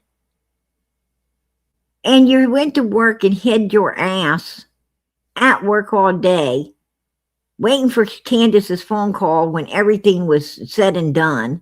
You knew she was going into Kingsport to get Hunter and using grandma's knee as an excuse to do it. You knew they was going to go to swimming hole, and that's where it was going to happen at. You knew at Allison's house is where they was going to have to clean her up and dress her and do all the stuff because Hunter's now involved in it. And Allison has no other alternative than to stick up for her son. She had no choices once all of this went down. And then to keep her mouth shut, that's what the only choice she had, unless she wanted her boy to go to prison. And I think at the end there, she did. And that's why she's no longer here. And I think it's all due to what happened at that swimming hole, to be honest. And then you come back into Ben Hill Road and meet up with Chad Arnold, which you guys already knew there's an open grave across the road, like Andy Bernard said. And I truly believe that's where you guys put her. That's just my opinion. And why law enforcement ain't checking into it, I don't know. I have no idea, but there's something suspicious about all of that too. And there's something suspicious about your asses still being free and not put in prison already. Because I can see a lot of facts that should have already had you prosecuted. Even without Summer, you should have been prosecuted. And why you're not, I'm sure there's a story there to be uncovered. And as soon as law enforcement has to let this case run cold and cold case picks it up, I think we're going to learn why it wasn't solved up sooner. That's my opinion too. Place and everything was so perfect, and it was like the earth in a more perfect way. And I don't know. You're saying what you're saying is that you believe that if she has crossed over, that there is another place, that this isn't the end of it here on earth. Is that what you're saying? Yes, sir. Yes, sir. I'm saying she crossed over. Don has always been adamant from day one, that Summer is unalived. Day one. The very day she went missing. I'll see her in the resurrection. He's basically saying, I'll see you in the resurrection. I hate what we had to do, but we had to do it to keep our asses from going to prison.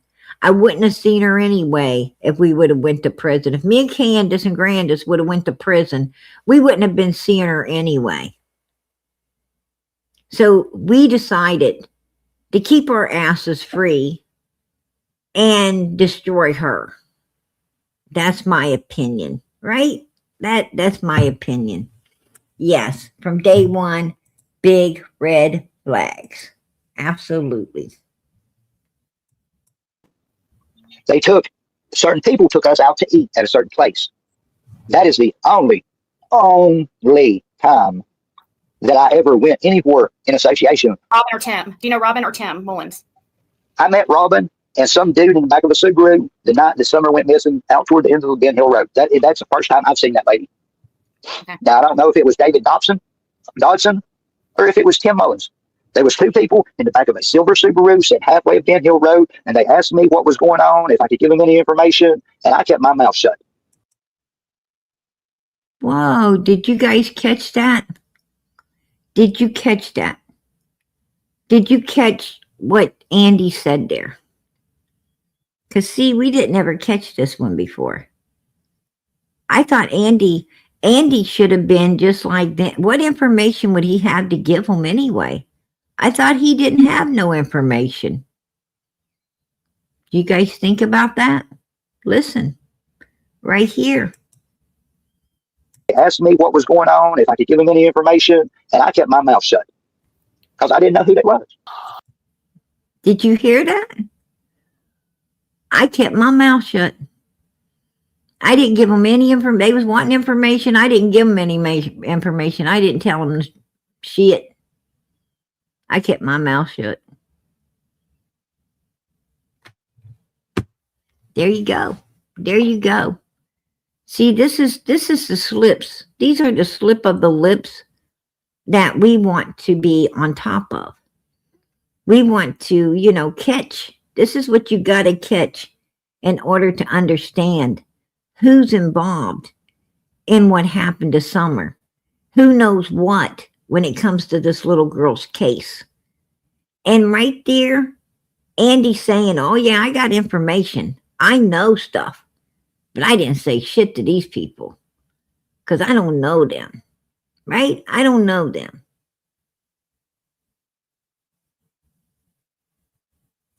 There you go. I don't know what they know. I don't know what they don't know. Candace and Don messes with a lot of people. I don't know, who's in the circle of all of this, who isn't. I just know my part and that's it. I know, I know I'm in it. I know what I know. But I ain't going to tell anybody anything because I don't know if that's safe. Right? I don't know if it's safe. I don't know who's safe in all of this and who's not. And he says, I don't know if it was Tim Mullins. I don't know if it's the flute player. I don't know who it was.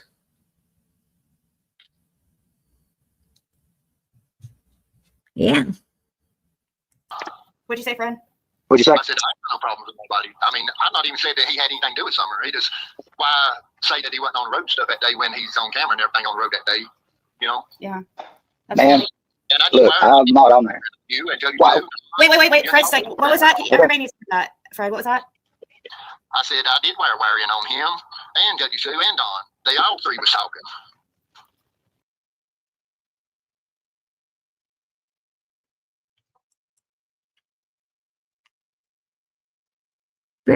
Fred says he's wearing a wire.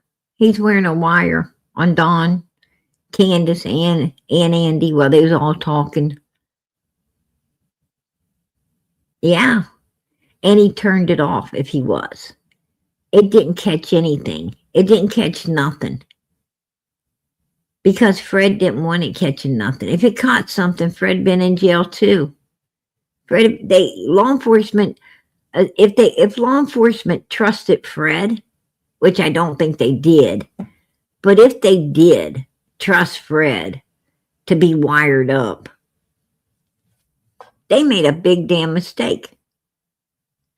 And if I sent somebody in, if I trusted somebody, if say I was law enforcement and I trusted up someone enough to send them in wired up and they came back with nothing, with absolutely nothing, some malfunction, I'm going to start wondering about that person.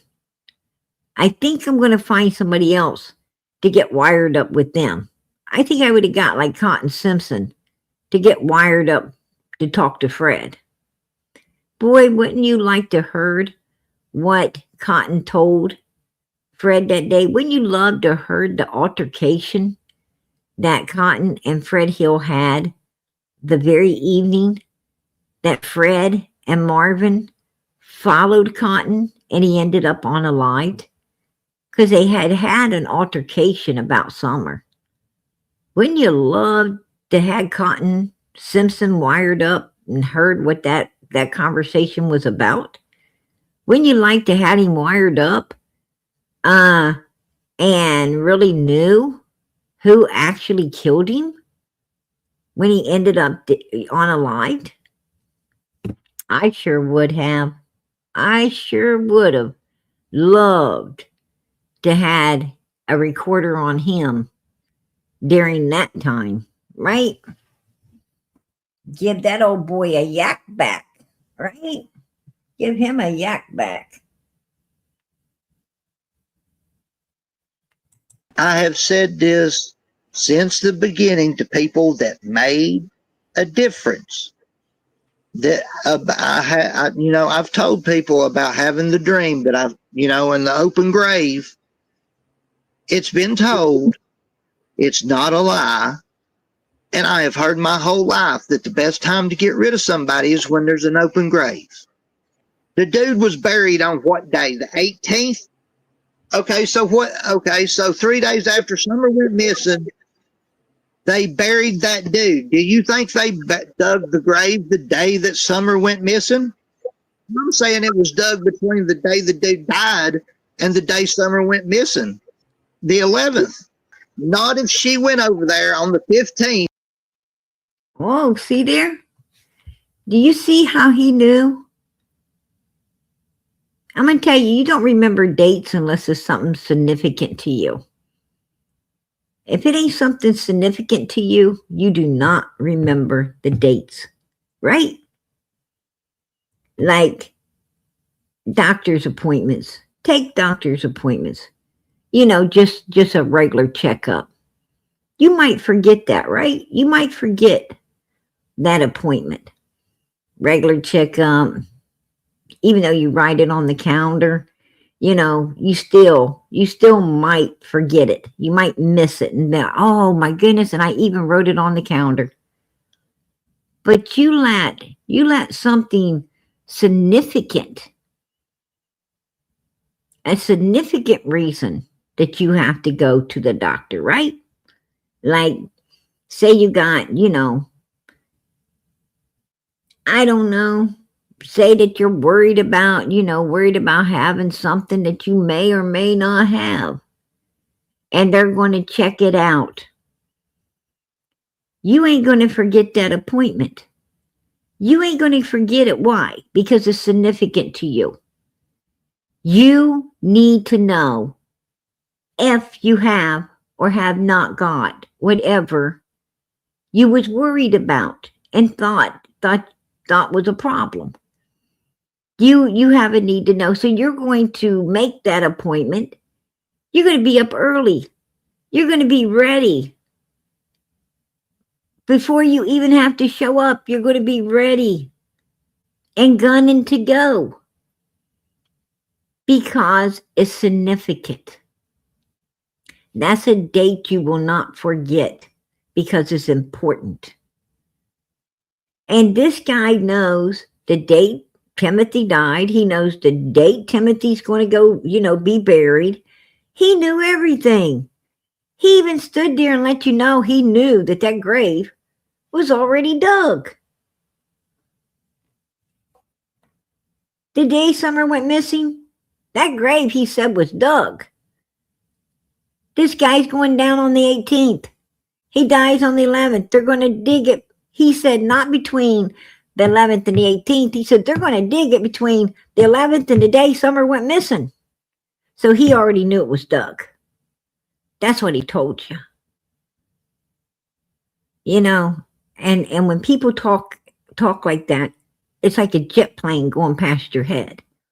Right? You didn't catch it until you stopped to think about it. Right?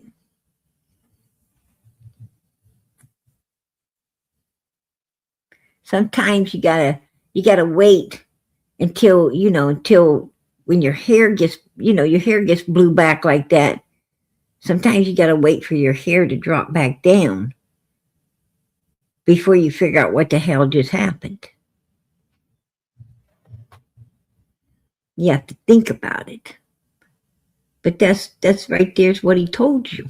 When Candace left at some point in time off that fucking hill, took her over there, maybe she went to Fred's and Fred helped her. If it was open on the 15th, all she would have had to do is go over there and dig down just a little bit more, put her in there, cover her back up.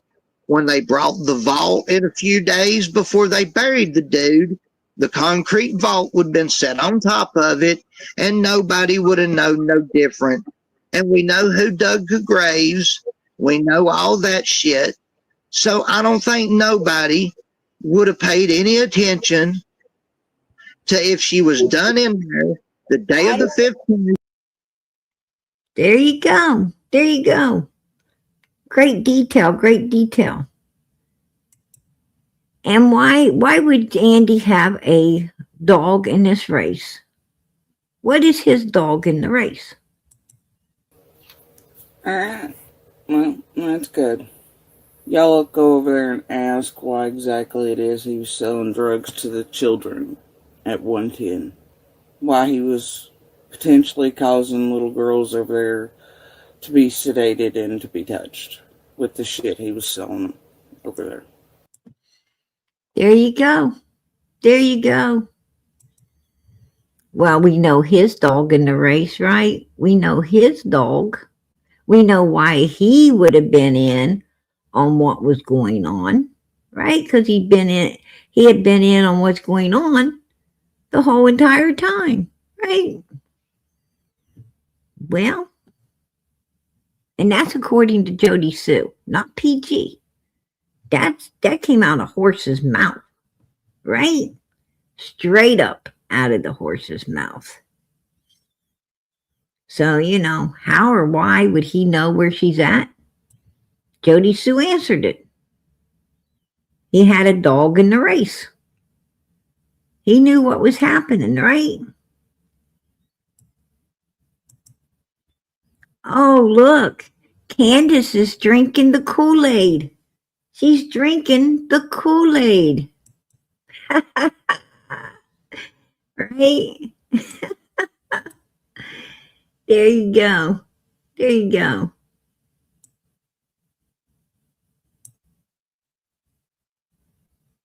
And who else?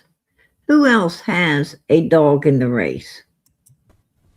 Maybe having Tim Mullins do it or something like that. I don't know how. I don't. That would tell me that maybe they were. They were telling everybody everything. I mean, there's people out there. I don't put nothing past Tim Mullins. I know. I really don't. When he was doing videos at the break. I like to think he's classier than that. That he, I know he's like a pompous ass, but I would, think that he would have a little more, class than to get himself involved in, something. Oh, he did so involved. Just so much shit that they double talk outside of their mouths. And did they ever talk to you about Tim Mullins? Yeah. Because I knew who Sandman was, and they didn't understand how I knew. Oh, he calls himself the Sandman? Yeah, of course, when they talked about the Sandman, they didn't want anybody to know it was Tim Mullins. But when I said, when she said something about Sandman, I said, you mean Tim Mullins? She said, where'd you get that information? How do you know it? I said, I just know it. And it's true. I do just know things. I don't always tell the person I know something about them, but I know things. And then what? I talked to Tim Mullins before. Oh, do tell.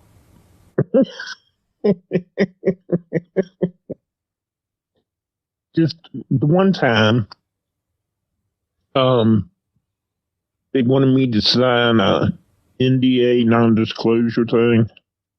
I told him to frick himself. I ain't signing shit.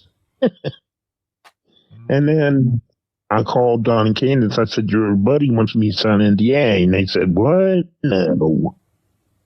And Tim was trying to get information about me. Like, who are you? Where do you live? Who's your family? All this shit.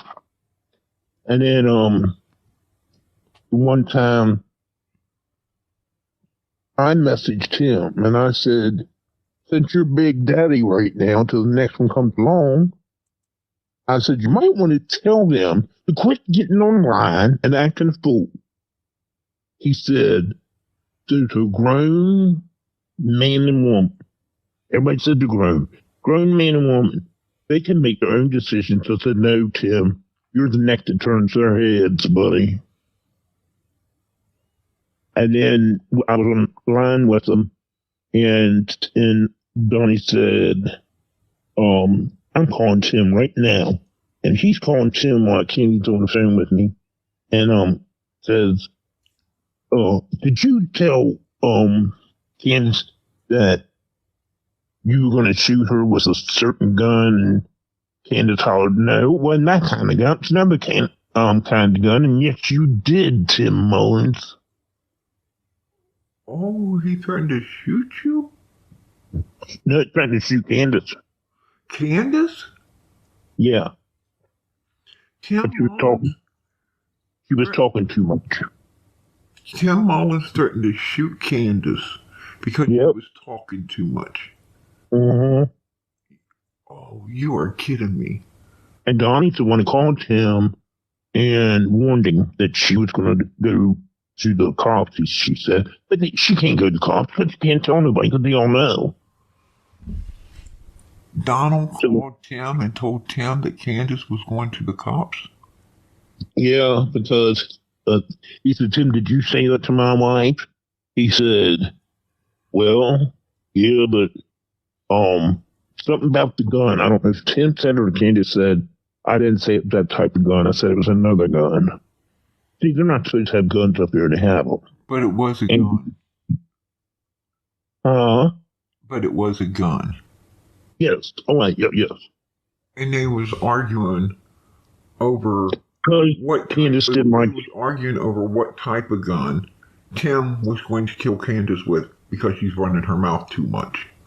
Yeah, and said, I didn't say that type of gun. I said this type of gun, which I don't know what it mattered. But Candace did not like Tim. Oh, I know, and he didn't like her either. And Donald called him up and told him that Candace was talking about going to the law enforcement. Yeah, that he would call the police because he threatened to kill her.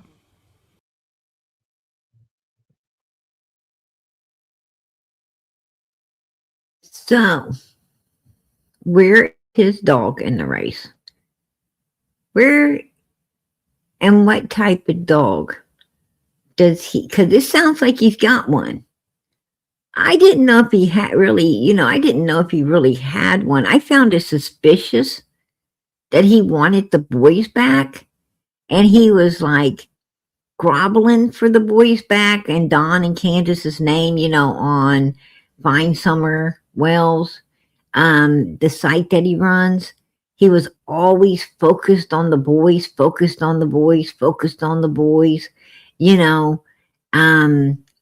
doing everything he could, and all against Child Protective Services for taking them and banging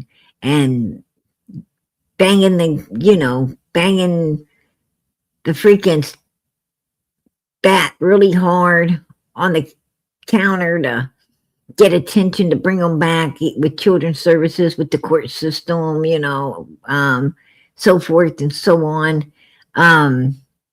Even out here in the YouTube world, and I'm sure regular society as well.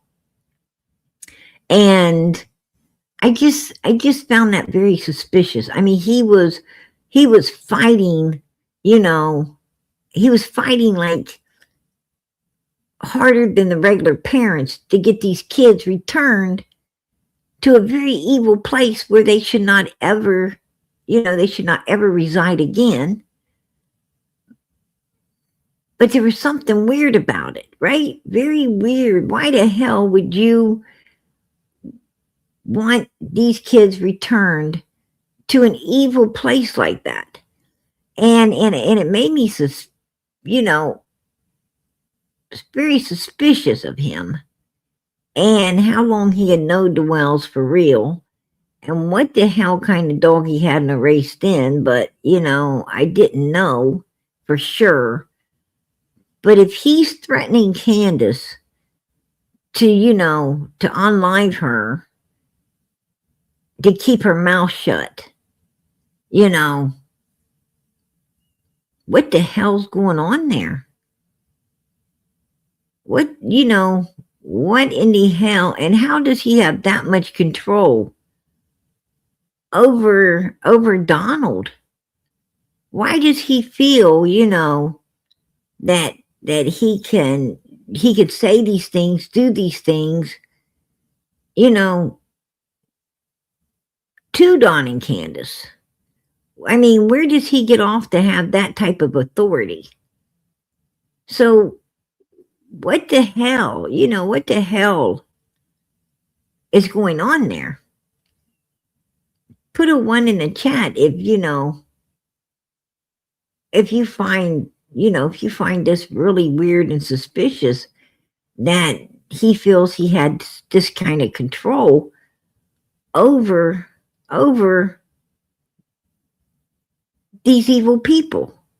Like, is he the fucking head of everything? I mean, because in occults they have like the head, and then all the followers is the body, right? Is the body of them.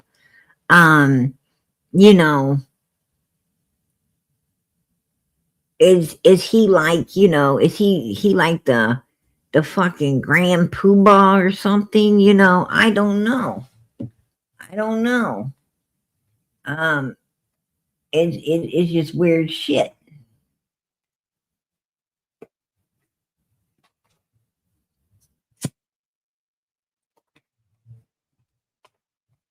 I mean, is he Alibaba with all of his thieves? I don't know. It just, it sounds like he's at the top. He's at the top, and they're, and they're sliding down the totem pole, right? Something ain't fucking right here. Because, where would he get off? Where would he get off? I mean,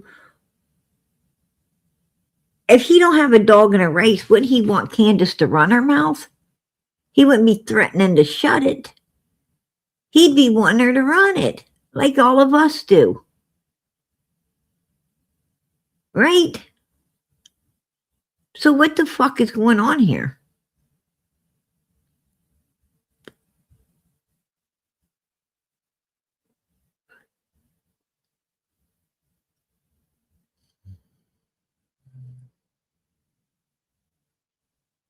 Yeah, he was trying to hide. That's true, second to none.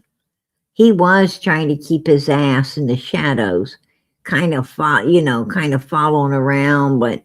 And you notice he was showing up everywhere, like every prayer vigil, even if the Wells didn't attend. He had his ass there, seeing and being seen, and had his ears open, listening to everything. Right? He was like Jody Sue. He was like Jody Sue, taking pictures, listening, taking inventory, writing down notes. Something ain't fucking right there.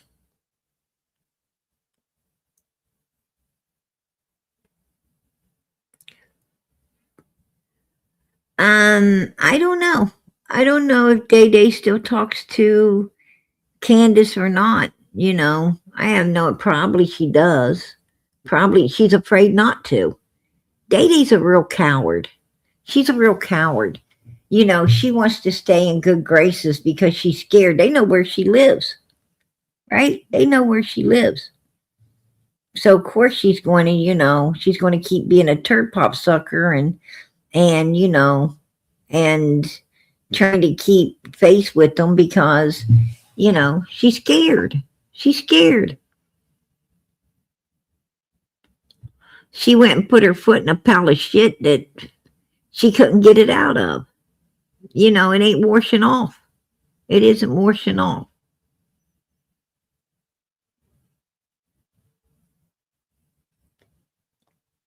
Yeah.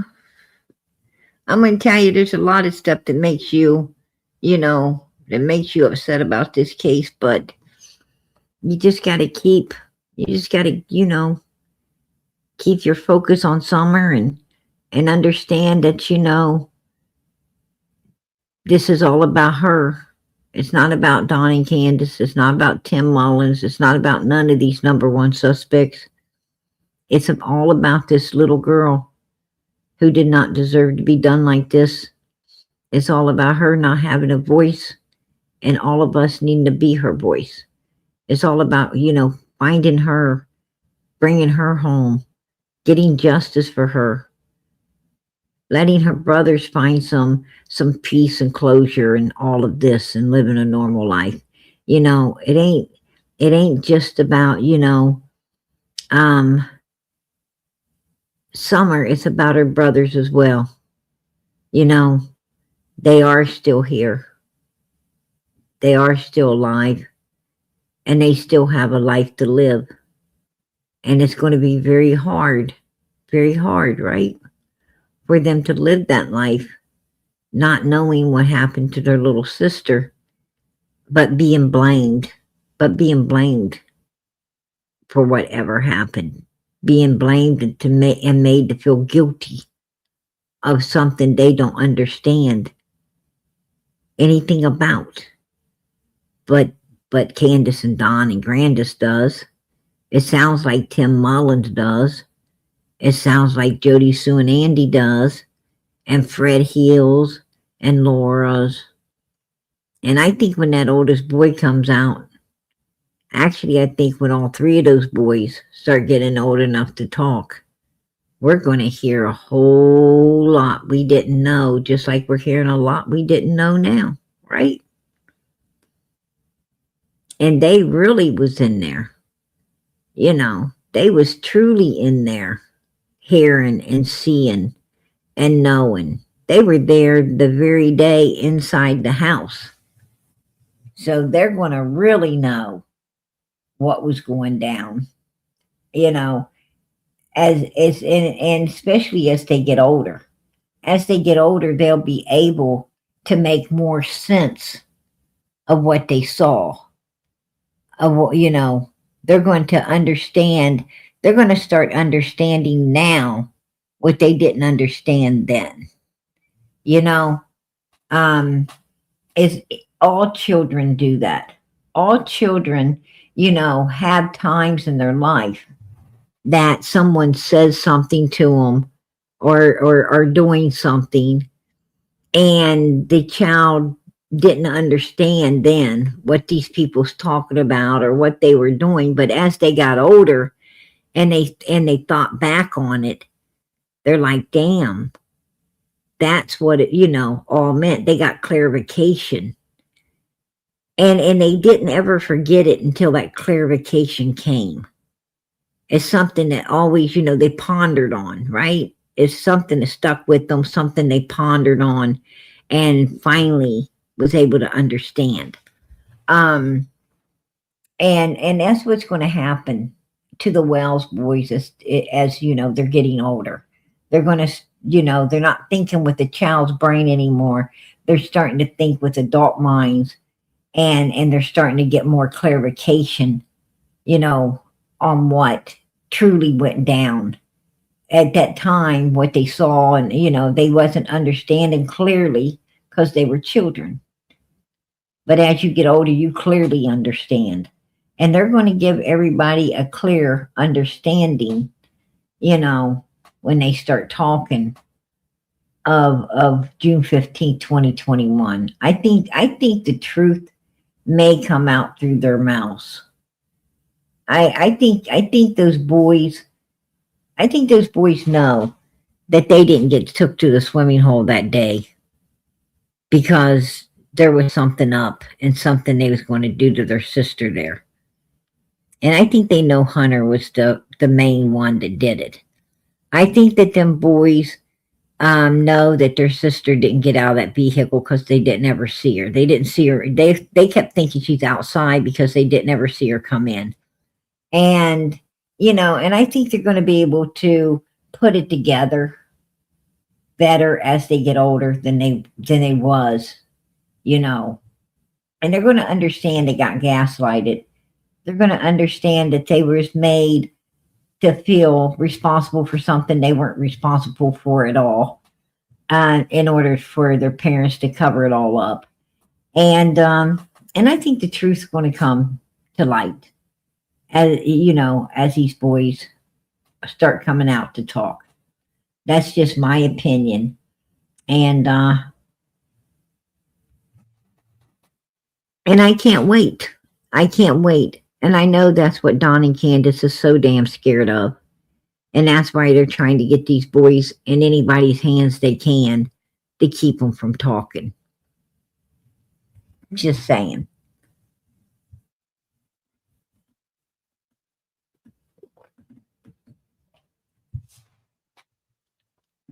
And there's more. There's more to all of this. This particular person, and I'm going to play it out because this ain't my words. This is the shadow person's words. But the shadow person also said that White Boy and Nicole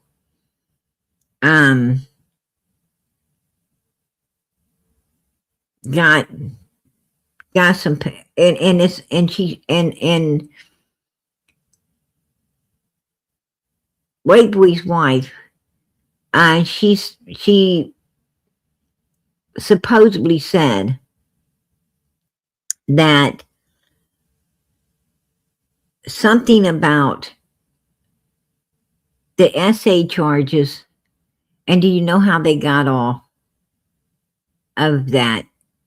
And I guess the shadow person says how, and she says, that was us.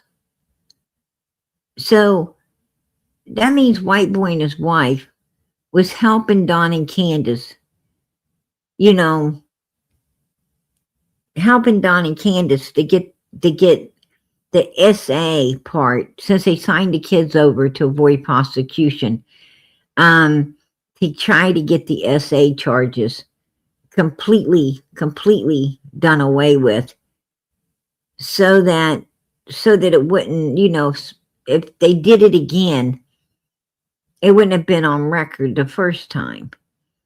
Who in the hell helps somebody do that?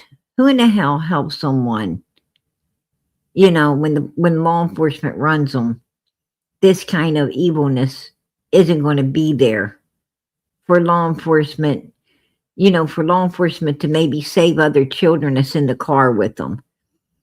The law enforcement not be able to, you know, save children that, you know, that they see, you know, on 110 Ben Hill Road. They're not going to be able to, you know, it's just wrong. It's just wrong in so many. I mean, I thought White Boy and his old lady is out here for missing children. I thought they're in a true crime community supposedly caring about these kids. What the hell are they doing helping SAers like this, who plainly have told many people that, you know, Candace told Jinkies, not just Donnie, but her as well. She told, you know, the shadow person, not just Donnie, her as well. And she went on to elaborate some stuff with the shadow person. I'm getting ready to play that out as well. You'll need to really buckle your seatbelt for that when you hear it. I'm going to tell you, that was another, you know, throw you back in your chair.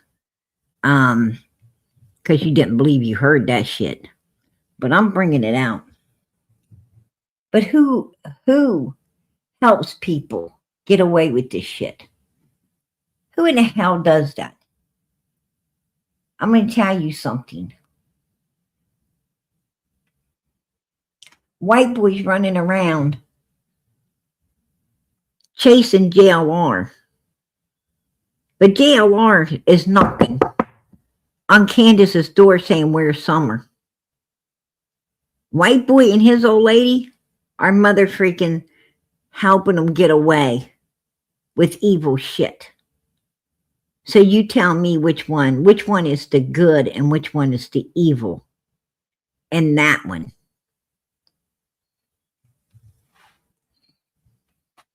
I'm going to tell you something. Adult people don't always get along. Adult people sometimes get into disputes that don't turn out well. Okay. I don't know what happened in JLR's case, but I do know it was 2 adult people. I know that JLR is very good at what he does. I know that when somebody's missing, he goes the extra miles to try to do what he can for him. He does all he can do to bring every lick of information he can get to the forefront for everyone. He got into a bad relationship. Bad things happen. That's true. But you know what? That's his personal life. But when he's out here, he's doing what needs to be done. And he's doing it righteously. White boy and his old lady are supposed to be out here doing like JLR, what's righteous, but they're out here not doing what's righteous. And they're not doing what's righteous behind the scenes either. Because white boy's been it's been just as violent to his old lady as he, he's out there picketing against JLR for being. His old lady has told people behind the scenes that he's abusive as hell. And I personally saw him being abusive to her special needs son right on a live early on. And I called it out. And I have the video somewhere. I have the proof. And trust me, I'll dig it out. Because I'm going to tell you what. SAers are very dangerous. And Don and Candace have abused enough children in this world, and no other children should ever have to endure what those other children endured at the hands of these evil fuckers. And anybody that is standing there trying to help them in their evilness, I have no fucking room for in my life. None whatsoever. I'm going to tell you something. These kind of people are the lowest of the low. You want to talk about scum of the fucking earth? Right there it is, baby. Anyone that can do that to a child, put that child through that kind of mental trauma, you're the biggest piece of shit that ever lived on the face of the fucking earth.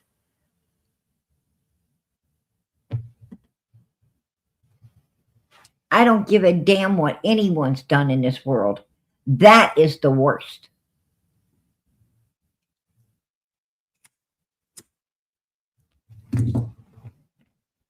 You got to be sick and mother freaking demented to freaking touch a child, to violate a child. And even sicker, to destroy it, to save your own ass because of what your evil ass done.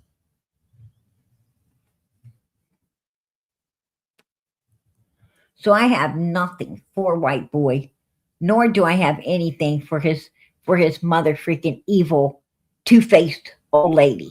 Okay? Not at all. In my book, they're pure garbage. Pure garbage. They should pack their bags and just move up on the hill with Don and Candace, because they're the same bag of shit in my book. It doesn't matter if you do it or you condone it. It's the same. It is the same.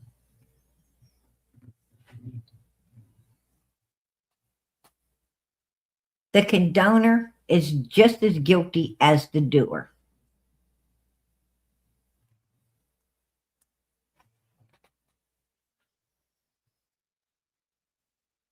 Because if you can understand how someone else can do it, you can do it yourself. So when you're condoning them, You're condoning what you would do. People only condone what they would do themselves. If you wouldn't do it, you can't condone it.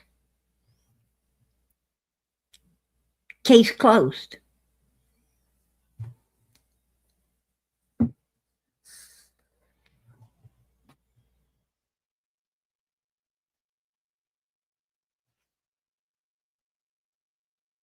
Just saying. I'm going to tell you, there's so many people out here in the true crime community. And you know, Molly Golightly came out. And I'm going to tell you what. She said that, you know, it was very, you know, that it was very hard, you know, being out here and complying with the YouTube world.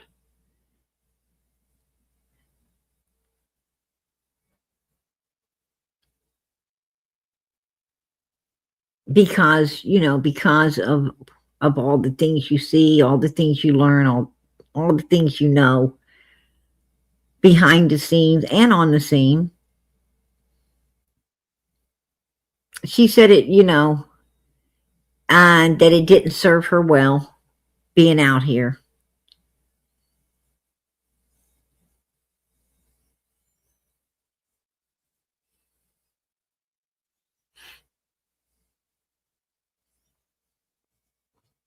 Well, I think it served her pretty damn good. I think it served her pretty damn good.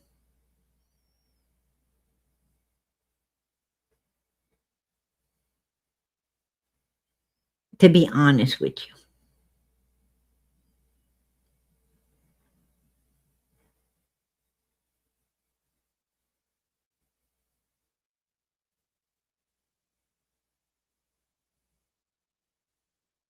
Because if you remember right, there was a video where the one young lady, I can't, her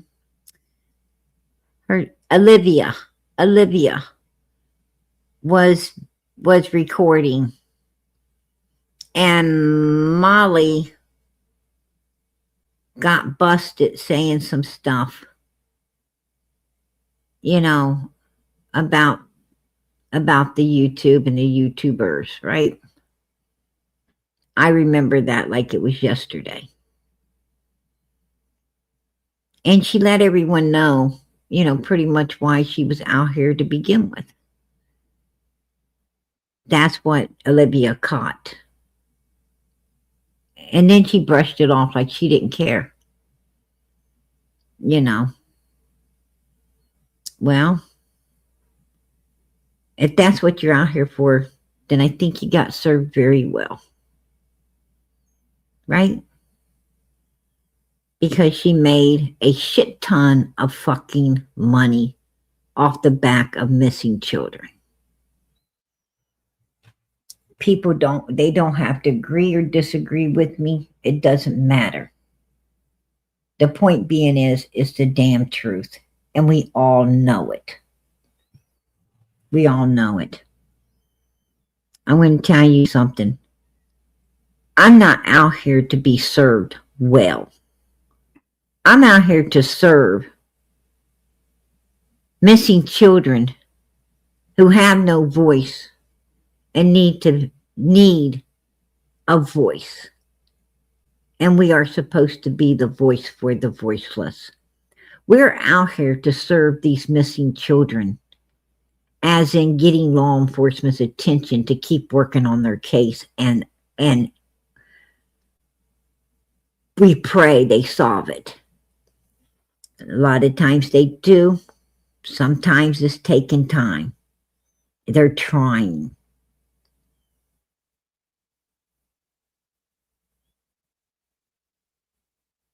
But we're out here to serve others, not ourselves.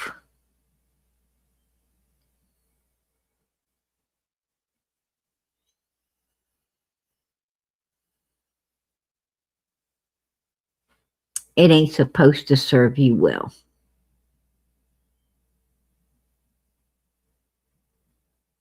Right? It ain't supposed to serve you well. Let me tell you something.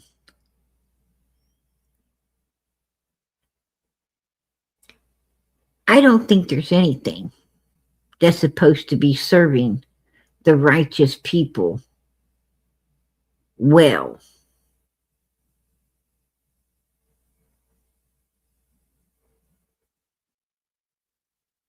Because you don't just get a white gown. You have to earn it. And we all know that it's a lot harder being righteous than it is being evil.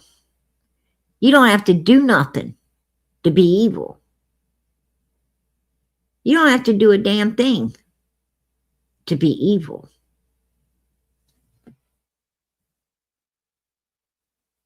It's not hard. It's not hard being evil. It's hard being righteous. It's hard getting up every day and doing what's right in this world.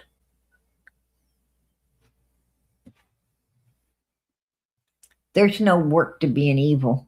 You just get up and do whatever the fuck you want to. No rules. Right?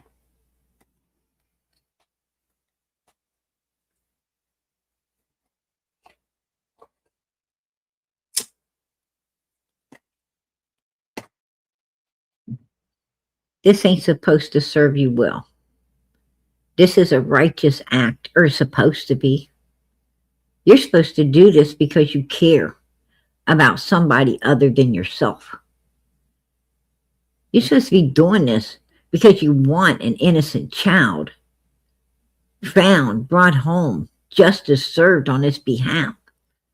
You do this because you need to keep his face in the spotlight and let people understand that this child is what this is about, not the number one suspects.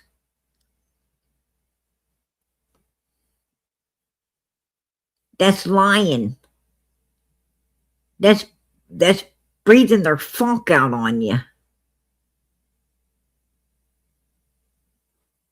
Trying to make you become a supporter for their evil ass instead of supporting the victim, because they're still here and they can still talk and they can lie like hell. And the victim ain't there to defend herself. You're supposed to be defending that child.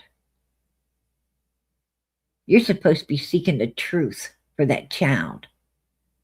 You're supposed to be listening to these sick individuals to get all the information you can for that child. It ain't supposed to be serving you. It's supposed to be serving the child that you're covering at the time. But it didn't serve her well.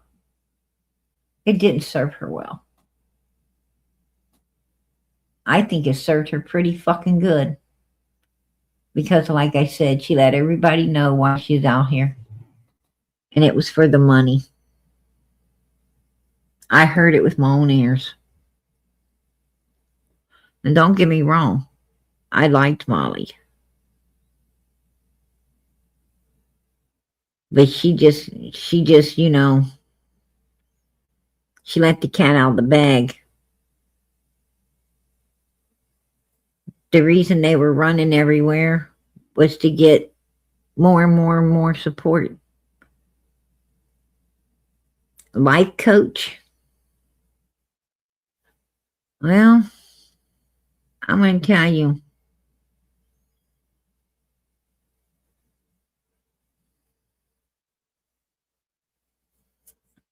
I ain't never needed, you know, a life coach other than God himself, his son, Jesus Christ, the Holy Spirit, and the angels that watch over me. Those are my life coaches. Those are the ones I depend on. But if I was going to look into like a human life coach, it sure to hell wouldn't be her. Right? I'd want somebody, if I was going to have a life coach, I want somebody that truly cares. I'd want somebody that, you know, that has some respect, dignity, self-respect, self-dignity, self-morals, not selfish, money-driven. I don't like money-driven people.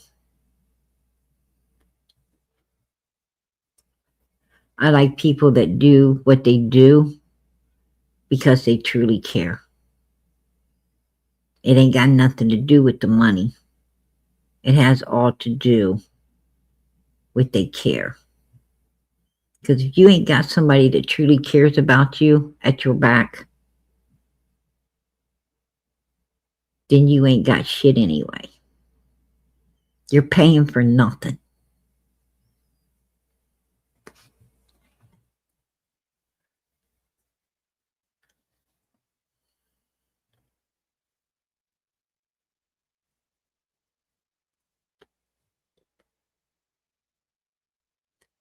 Just saying.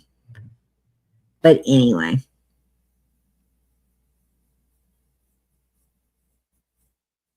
Just another one of those do tells that's been floating on the YouTube streets that, you know,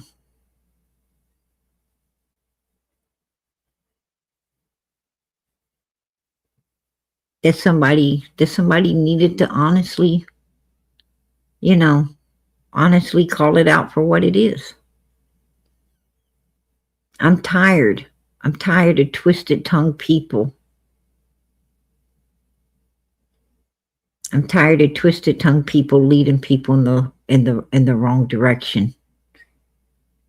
You got a lot of people. I'm going to tell you, the devil has a buttered up tongue. The devil knows what to say and how, you know, and how to say it to try to get you on board. Don't get on board. Don't get on board.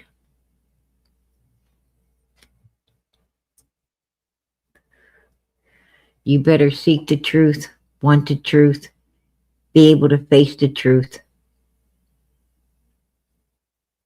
and demand it in your life if you want to have a forever life in heaven. Because this life isn't about nothing except getting to the one that's going to last forever. This life isn't about what you got. It ain't about who you got. It's about you and where your backside's going to end up in the end of it. And if you don't prove to God you are righteous enough to be with him forever, you're going to be in hell. Now, I do got to say that being out here can make that a little worrisome. Because this, you know, this isn't the best place to be if you're trying to get to the righteous place.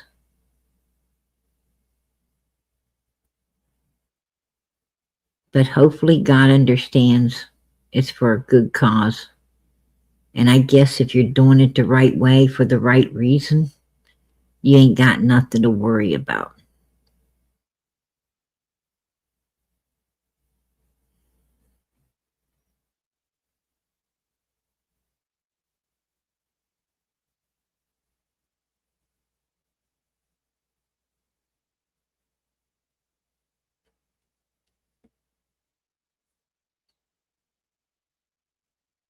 Yep. That's true.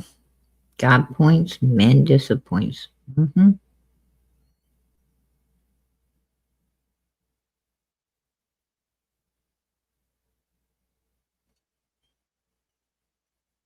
God tries to rest on the seventh. I'm sure it's hard. I'm sure it's hard. With all these people down here, I'm sure they're not making it easy to rest in heaven. Right?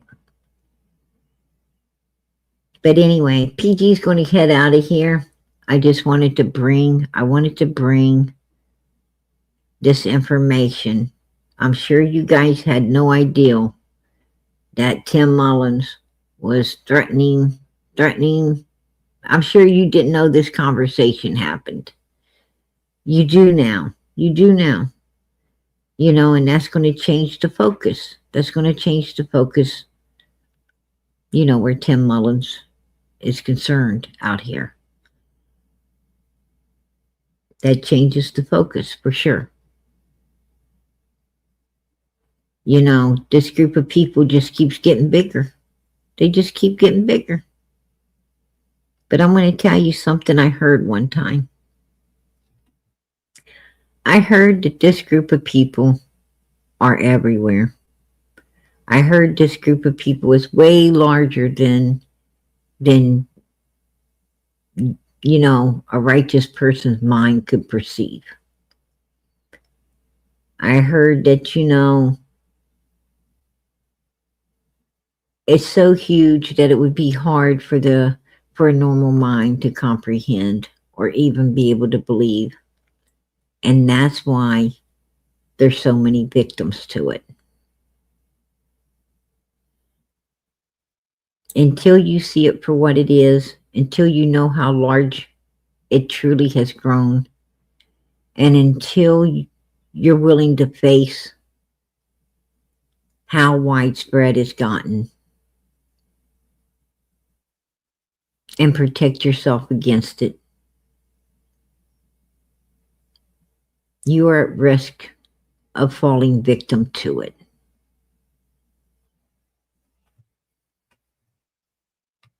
That's all I can say. That's all I can say. But keep those prayers going up. Keep them going up for Summer, Moon, Utah Wells. Keep them going up for Sebastian Rogers, who has totally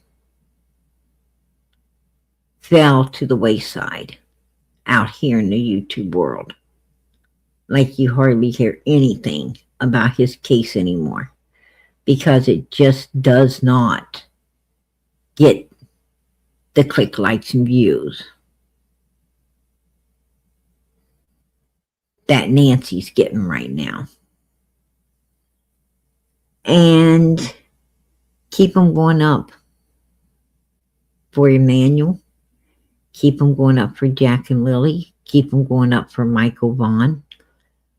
Keep them going up for Nancy Guthrie. Keep them going up for little Genesis, because she ain't been found yet either.